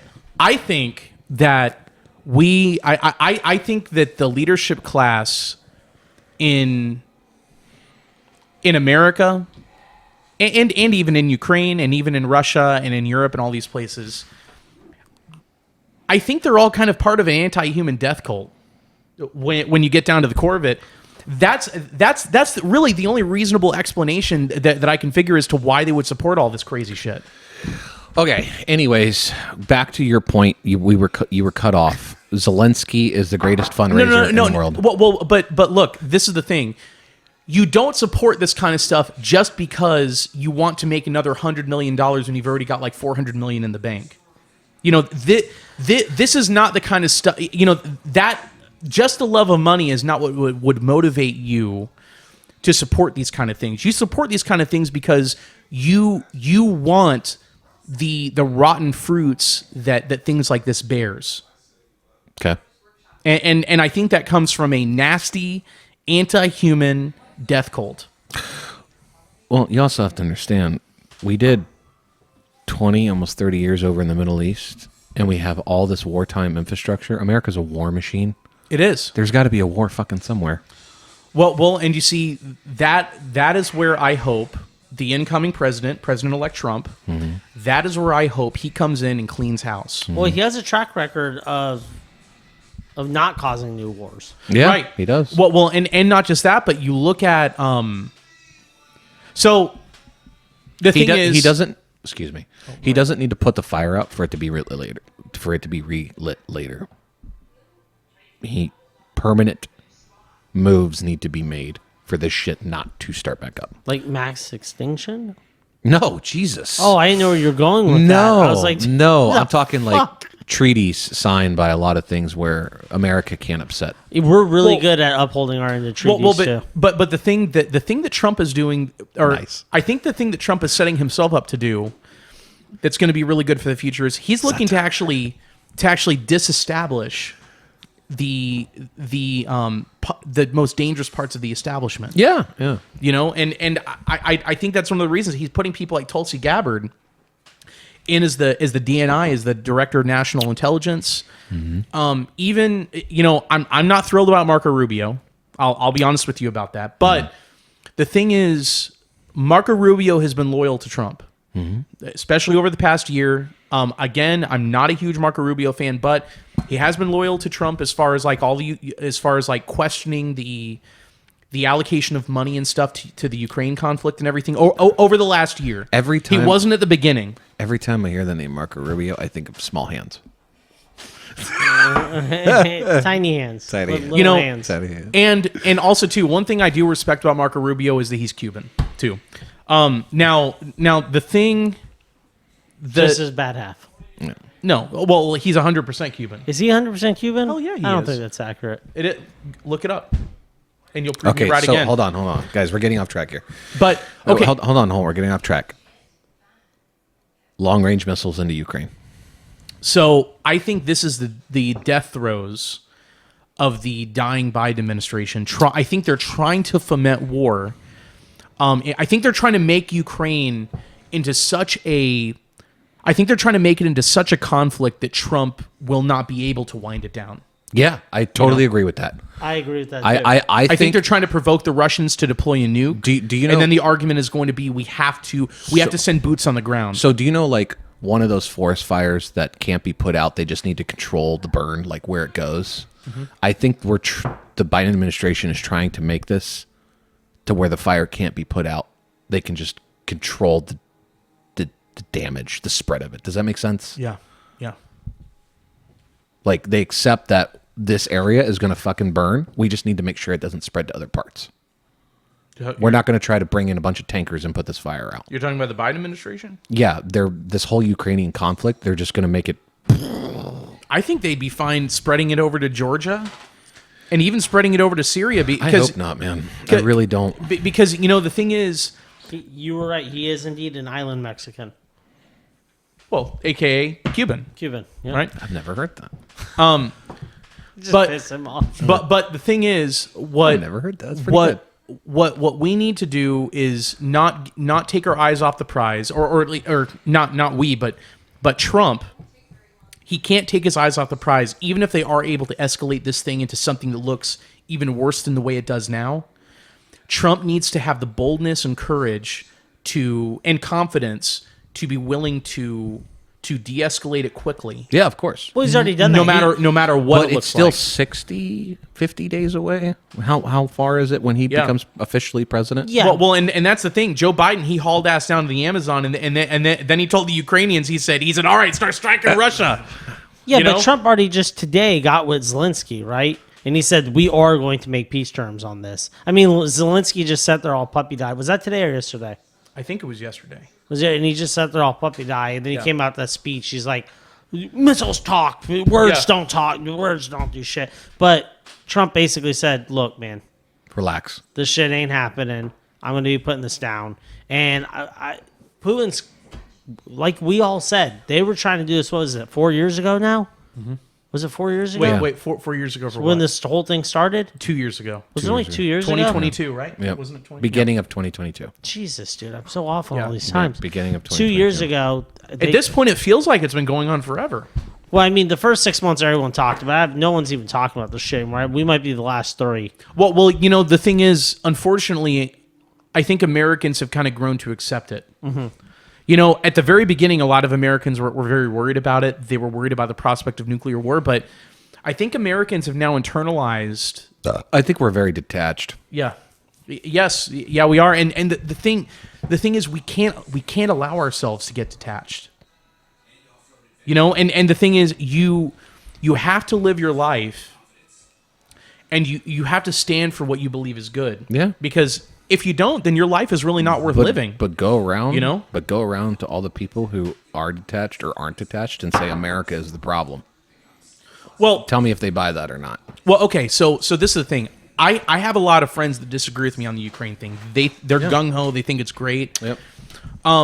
But the thing I tell them, especially whenever they try to tell me that I'm part of the Blame America First crowd, or whenever they try to tell me that I sound anti-American, the thing I reply to them with is, when you really love something, you can oftentimes sound like its harshest critic. Yeah. And Absolutely. Because you're passionate about it. Right. And the thing is, Because Shane and I truly love America. yeah, and this is So the do I. thing. It embarrasses me to no end to know that my government is involved in all this crazy shit around the world Yeah. that's beneath it. Like this, fomenting this war in Ukraine and giving them all these weapons and everything just so that they can go and massacre here- people. stop. So if you say- it's beneath the principles that this country is founded on. But if you know? say that to someone today, and you say, "Hey, we don't need to be involved in doing this dirty shit to other countries. We don't need to be involved in doing this dirty shit to other countries," they're going to say, "Oh, you're a fucking nationalist. You believe in what is the opposite of globalism?" like nationalism. But there's another word for it where it has to do with sovereignty. I don't remember the word. Anyways, Like autocracy or when we fucking close all the world out, what is that called? Isolationist. Isolationist. Yeah. So you're a nationalist, isolationist. It's like, no, I just don't think we should be doing this to other fucking countries and interfering. Right. But they're just like, all they hear is isolationism. It's like, no, we can still be global. Well, it's just like what George Washington said. He said peace and commerce with all nations, but alliances and war with none. Well, yeah, that's And awesome that quote. Yeah. to me that summarizes it. Correct. That America's influence around the world should be felt in our trading capacity and our influence through voluntary exchange. Mm-hmm. It should never be through force. It should never be the American government telling another government, this is the way you have to do things, otherwise we're going to overthrow your government. I totally Never. agree with that. Yeah. And the thing is, like I'll give you an example. My family came to America from Cuba in the early 1926. The first rung of them came to America. And Cuba over and over and over again. There were revolutions in Cuba over and over and over again throughout the second late run 1800s. came in the 80s with the crime wave, right? Well, maybe some of my family came in that, but I don't really know. But the thing is, I think a lot about how my family came here because America was a country that would accept anybody. The only thing is, you just had to play by the rules here. Don't steal. You just uphold your end of the bargain. Pay your taxes. You pay your taxes. Try to be civically minded and stuff, and you can get along with anybody here in Did I America. mention pay your taxes? Yeah. Okay. Pay your taxes, Sebastian. Pay your taxes, Nico. Right. So can I pause real quick? So here. I just want to finish this thought. Sure. The thing is, America should not be in the business of going around and destabilizing other countries. America should be the place We're very fucking good at it. But America should be the place that other people aspire to come to and that other people aspire to be.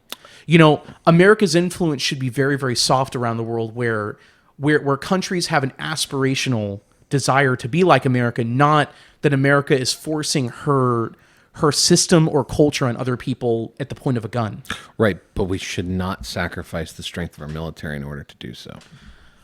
But this is the thing. Because when you have China building a military to directly oppose ours, we can't back off on that.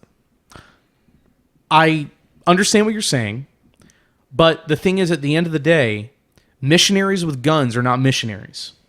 And what will end up happening if you go overseas in military adventures, let's say to China, let's say to Ukraine, let's say to Iraq, there's a CIA principle called blowback. Yeah. Where what ends up happening is when you show up there waving the American flag and you're shooting people's uncles, you're shooting people's grandfathers, grandmothers, women, children, whatever. You're shooting everybody in the name of freedom and liberty, which is not freedom and liberty. What you end up doing is you end up fomenting hatred and anger. Hatred. Yep. And people end up saying, I hate that flag and I hate what they stand for because they robbed me of my family members. Mm-hmm. So what that does, that actually goes against spreading what America stands for. I'm blowback. The concept of blowback was explained to me by an Army Ranger, and he broke it down methodically very well for me, and I wish I could remember that conversation verbatim, but I'm still waiting to see what the blowback from 20 years in Afghanistan is going to be. Well, what's interesting? There's an argument to be made, and this has actually been made by there's a former CIA official. I read a book that was called Blowback by a guy, I forget what his last name was, but I know his first name was Chalmers. Chalmers. That's a first name I had never heard before. I didn't know that could be a first name ever in my life. But he goes through and talks about kind of like the history of one country going and fomenting revolutions and just discharity in another country, and then it causing problems in the country that initiated it for it to come back at them. And he talks a lot in that book about Operation Hurricane, where in the 1980s we went and funded the Mujahideen in Afghanistan, who were the resistance group against the Soviets who had invaded Afghanistan. The Mujahideen are the ones who became the... For the record, this was Russia's Vietnam. I couldn't have put it better myself. 100%. Just for the audiences. And the CIA spent millions and millions of dollars handing weapons and things to the Mujahideen. And long story short, the Mujahideen ended up evolving over time into the Taliban, and this little resistance group who were resisting the Soviets back in the 80s, who we largely funded. We didn't just fund them and give them AKs. These are CIA trained assets. Hardcore, yeah. And people like Bin Laden were receiving direct funding from our CIA. Oh yeah, he was heavily trained. Yep. Then that turned around and literally blew up in our faces. Yeah. Literally. But here's the thing, though: it wasn't just the Taliban that formed off of Al Qaeda, right? And then that and more extreme group, which was connected yet separate, was fucking ISIS. Google Operation Hurricane. That was a CIA operation in Afghanistan. And here's what's crazy: if you listen to the Sean Ryan show, that's a great show. He has a CIA. I don't remember if she was an analyst or a field agent. Do you remember what her name was? No, blonde girl. Was she very eloquent? Hot? She was cute. Okay. Very eloquent, very articulate.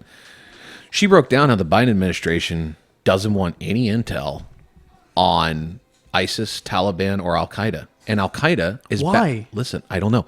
Al Qaeda is back to its previous fighting force before the invasion of Iraq and Afghanistan. And listen to this. They're one of the most well-equipped militaries in the world now, And aren't listen they? to this, right? Yeah. And there's about 2,000 leftover agents that are older from that time that in their own personal time are still using agency resources to track these fuckers and do their job. Okay, well, I don't want you guys to Alice in Wonderland too far down this. Yeah. So we'll wrap this up with final thoughts on what I want to focus on is now that we've moved a little closer to Trump becoming the president. In our last podcast even, we've seen Trump with Zelensky. We've seen Putin give, I've seen him personally give 3 speeches at this time regarding this. Mm-hmm. What do you think, now that I know we did this last time, an educated guess on how this is going to play out or what the blowback is going to be with Trump with the Biden administration, for all intents and purposes, looking like they're trying to kamikaze this into a conflict Trump won't be able to get out of. Yeah. What are your guys' thoughts? Who wants to go first on that? Shane, ladies first. Well, in that case, you have to go first. My vagina wasn't showing. It doesn't matter which gonna one of have you to go bitches go. I just can't go first. I'm not going first. Okay. Sevi? I'll wait It's this exactly out. what you said. I think this is going to... So I think Zelensky bought into the be brave, we got your back a little too fucking hard. Even though he reached an agreement with Putin, I think he's throwing all caution to the wayside, and he is a Biden administration fucking puppet. Mm-hmm. I think this may escalate if they start using long range missiles. Make no mistake, there has been multiple deep strikes in interior Russia through Ukrainian special forces. And the Russians are pissed. And the Russians They're are pissed. pissed. Yeah, they took down a whole Yeah. freaking satellite array field. You remember that? Yeah. A few months ago? Yes. Yeah. They've also taken out their 5th generation fighter with a fucking drone. That was way in Russia. Right? They've done all kinds of crazy shit. Now we're signing off for them using long range missiles, which they said, we haven't given them to them. No, bullshit. I think they've been over there for a long time, and we've been telling them to behave. Right. Don't use them. I think the Biden administration, the war hawks and the fucking warmongerings they are going to try and push this to a point where it's almost unrecoverable. I have faith in Trump. Okay. But if this says, okay, so let's play a theoretical game here, right? Zelensky starts launching long-range nukes. Putin has 2 options. Well, Zelensky couldn't launch, Or not long-range, Long-range sorry, nukes. not long-range missiles. Deep penetration strikes, okay? and he's already doing it. Okay, so Putin has 2 options. A, he can respond accordingly. Tactical nukes, probably, right? If you push him into a corner, he will, absolutely. Or B, get really defensive and wait for Trump. This is your personal conclusion on Correct. Get really defensive and wait for Trump. that. What is your replacing bets? Shane, I have a really good record on here being historically accurate. Obviously, we don't know what's going to play out. I can't place a bet on Putin's faith in Trump. Because that's 50-50. So what do you think is going to happen? I don't think it's going to go nuclear. Do you think the war continues into Trump's presidency? Mm-hmm. Is that what you're saying? Oh, yeah. Yeah, and Trump's going to have to put out that fire, but how big that fire is going to be is up for debate. Okay. Oh, yeah, the war's definitely going to continue. So my prediction, I agree with a lot of what you said, so I'm not gonna rehash it. Yeah. But one prediction I have is that Zelensky is going to end up dying under mysterious circumstances, and the reason I think that's going to happen is that I think he personally knows a lot of things that could be detrimental to the American intelligence establishment. You know, because in many ways he kind of knows where all the skeletons are buried. Yeah. You know, in a sense, And those people, they have a tendency to die under mysterious circumstances Or fall out of the fucking sky in an airplane. Yeah. So and the thing is, I'm sure we'll probably pin it on the Russians. It'll be something. It'll be some crazy thing like he choked on a chicken bone or something like that. But we'll all know that he didn't actually choke on a chicken bone. Who's that mercenary guy? He died, and they put the chicken bone inside of his throat to make it look like he. Who's that mercenary guy that marched on Russia? Oh, the head of the Wagner group. Yeah. So when he died 2 remember weeks his name? later, when he died 2 weeks later in a private jet crash, I literally went, "Wow, that took 2 weeks for Putin to kill him. That's a long time." That was it was well, I that's thought it was going to take 2-3 days. from Putin's point of view, that's what you would call serendipity. Yeah. Right? Yeah. That's So you think that's going to happen to Zelensky? 100%. And the thing is, I don't like Zelensky as a world leader, but I genuinely do not wish him any harm. Yeah. And I don't envy the position that he's in. Yeah. Because I think at this point I don't think he has any good avenues out of this. No, he's a puppet. Right.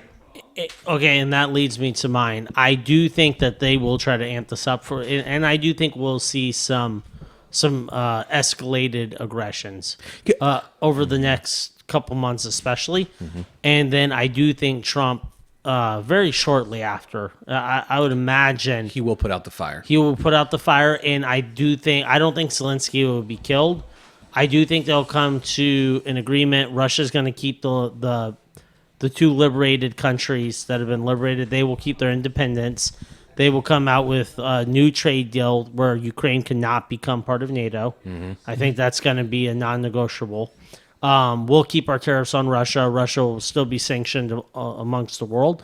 They'll work towards peace towards that later. But I do think Zelensky will step back down from being president of Ukraine. I think the sanctions will disappear by the end of Trump's term. Probably. Yeah, probably. Yeah. They'll work on that over the next 4 years. But I do think it is critical. Zelensky, not only will NATO, Ukraine have to agree not to become part of NATO, he'll have to step down as president. How big do you think the fire is going?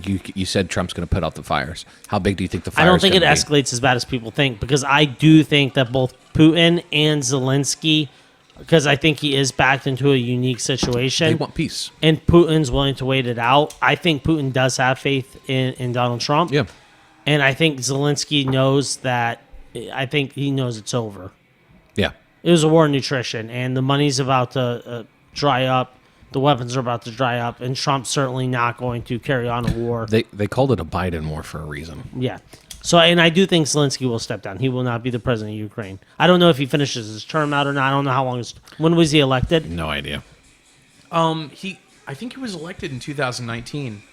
Yeah, he's not going to. And this is the interesting thing to me about Zelensky. Now, the thing is, when you ask the question, how did he become a public figure? He was an actor, a comedian, and specifically, he was a comedian that played the piano with his genitals. Mm-hmm. So the thing is, it's not like he was a. Was he democratically elected? Yeah, well, and thank you. I would argue that he was. Mm-hmm. Because the thing is, and where's your evidence for that?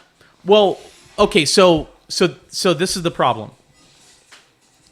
A lot of the provinces or the states that are in the Donbass in the eastern part of Ukraine, they were not allowed to vote in the elections that proceeded following the revolution in 2014. Mm-hmm. So he was democratically elected by all the voters in the country. Now, this is the interesting thing about his platform, though. Zelensky was elected to restore voting rights and to restore sovereignty to the territories in the Donbass After the overthrow of Yanukovych. Yes, but so this was in 2019. He was elected to basically kind of to try to heal the wounds. Mm-hmm. That was the platform that he ran on. But there was a massive cultural divide within the country at this time. But the thing is, the fact that he was elected on that platform, that kind of demonstrates that the country wanted to heal and to reunify. Right, but in 2014 in that Vox interview, the Western half was like, fucking bring it. We want war. And I'm like, they got it. But in 2019, though, the election of Zelensky demonstrated that they wanted to kind of allow the people in Donbass to Unification. to do their thing, to kind of to vote and to make decisions on their own, for them to be allowed to continue to speak Russian, and then for the people in Western Ukraine to speak Ukrainian, which is, now this will piss a lot of Ukrainians off, but Ukrainian is kind of a form of Russian. You know, it's a Slavic language, just like Russian is. But Zelensky was not elected to wage war in the Donbass, and Zelensky was not elected to continue the divide. No. You know, and the thing is, I think in many ways you said Zelensky's a puppet. I agree with that 100%. And unfortunately, my prediction is that Zelensky is going to die We got that. He's probably going to die in very, very, very strange circumstances. Yeah. And unfortunately, I think it's just that he knows too much. For the record, to conclude, it is Monday, November 18th. So I'm not drinking 24 hours before reporting on duty, because on here I'm publicly consuming alcohol. Oh, and I want to just clear up one thing, and then we'll wrap it up. You're suggesting that this man played Piano Man with his balls? No. That's what you said. He was playing the piano with his genitals. Saying with the other thing. Oh, with little Zelensky. with his other head. Yeah. Okay. All All right. right. Well, guys, let's end it. I mean, you can't end it on a better clip note than that. All right. I do have one thing that I want to Oh, fuck. Sure. share with people. I mean, oh, yeah, man. Hey, have I mentioned that the government said aliens are real? Well, you're the guy that believes that life comes from two planets fucking. Yeah. I So did we not don't- fucking say that. Okay. Why do you twist everything I say? I just said there's another form of heat. Because one I of you believe said... you called it, your exact words were sexual friction. No, I said gravitational friction. Oh, okay. Not... You guys said, oh, you can't have heat without a fucking star. I'm like, yeah, you can. Two planets just grinding. No, and I said gravitational friction. You were like, what the fuck is that? I was like, Planets two grinding planets... and then poof, life. No, oh, God. Did you see the congressional hearing where they were talking about how the scientists are now saying that they're redefining the conditions that can produce life? No. So previously scientists had said that the conditions to produce life, you had to have photosynthesis, and you also had to have I think it was the presence of oxygen or something like that.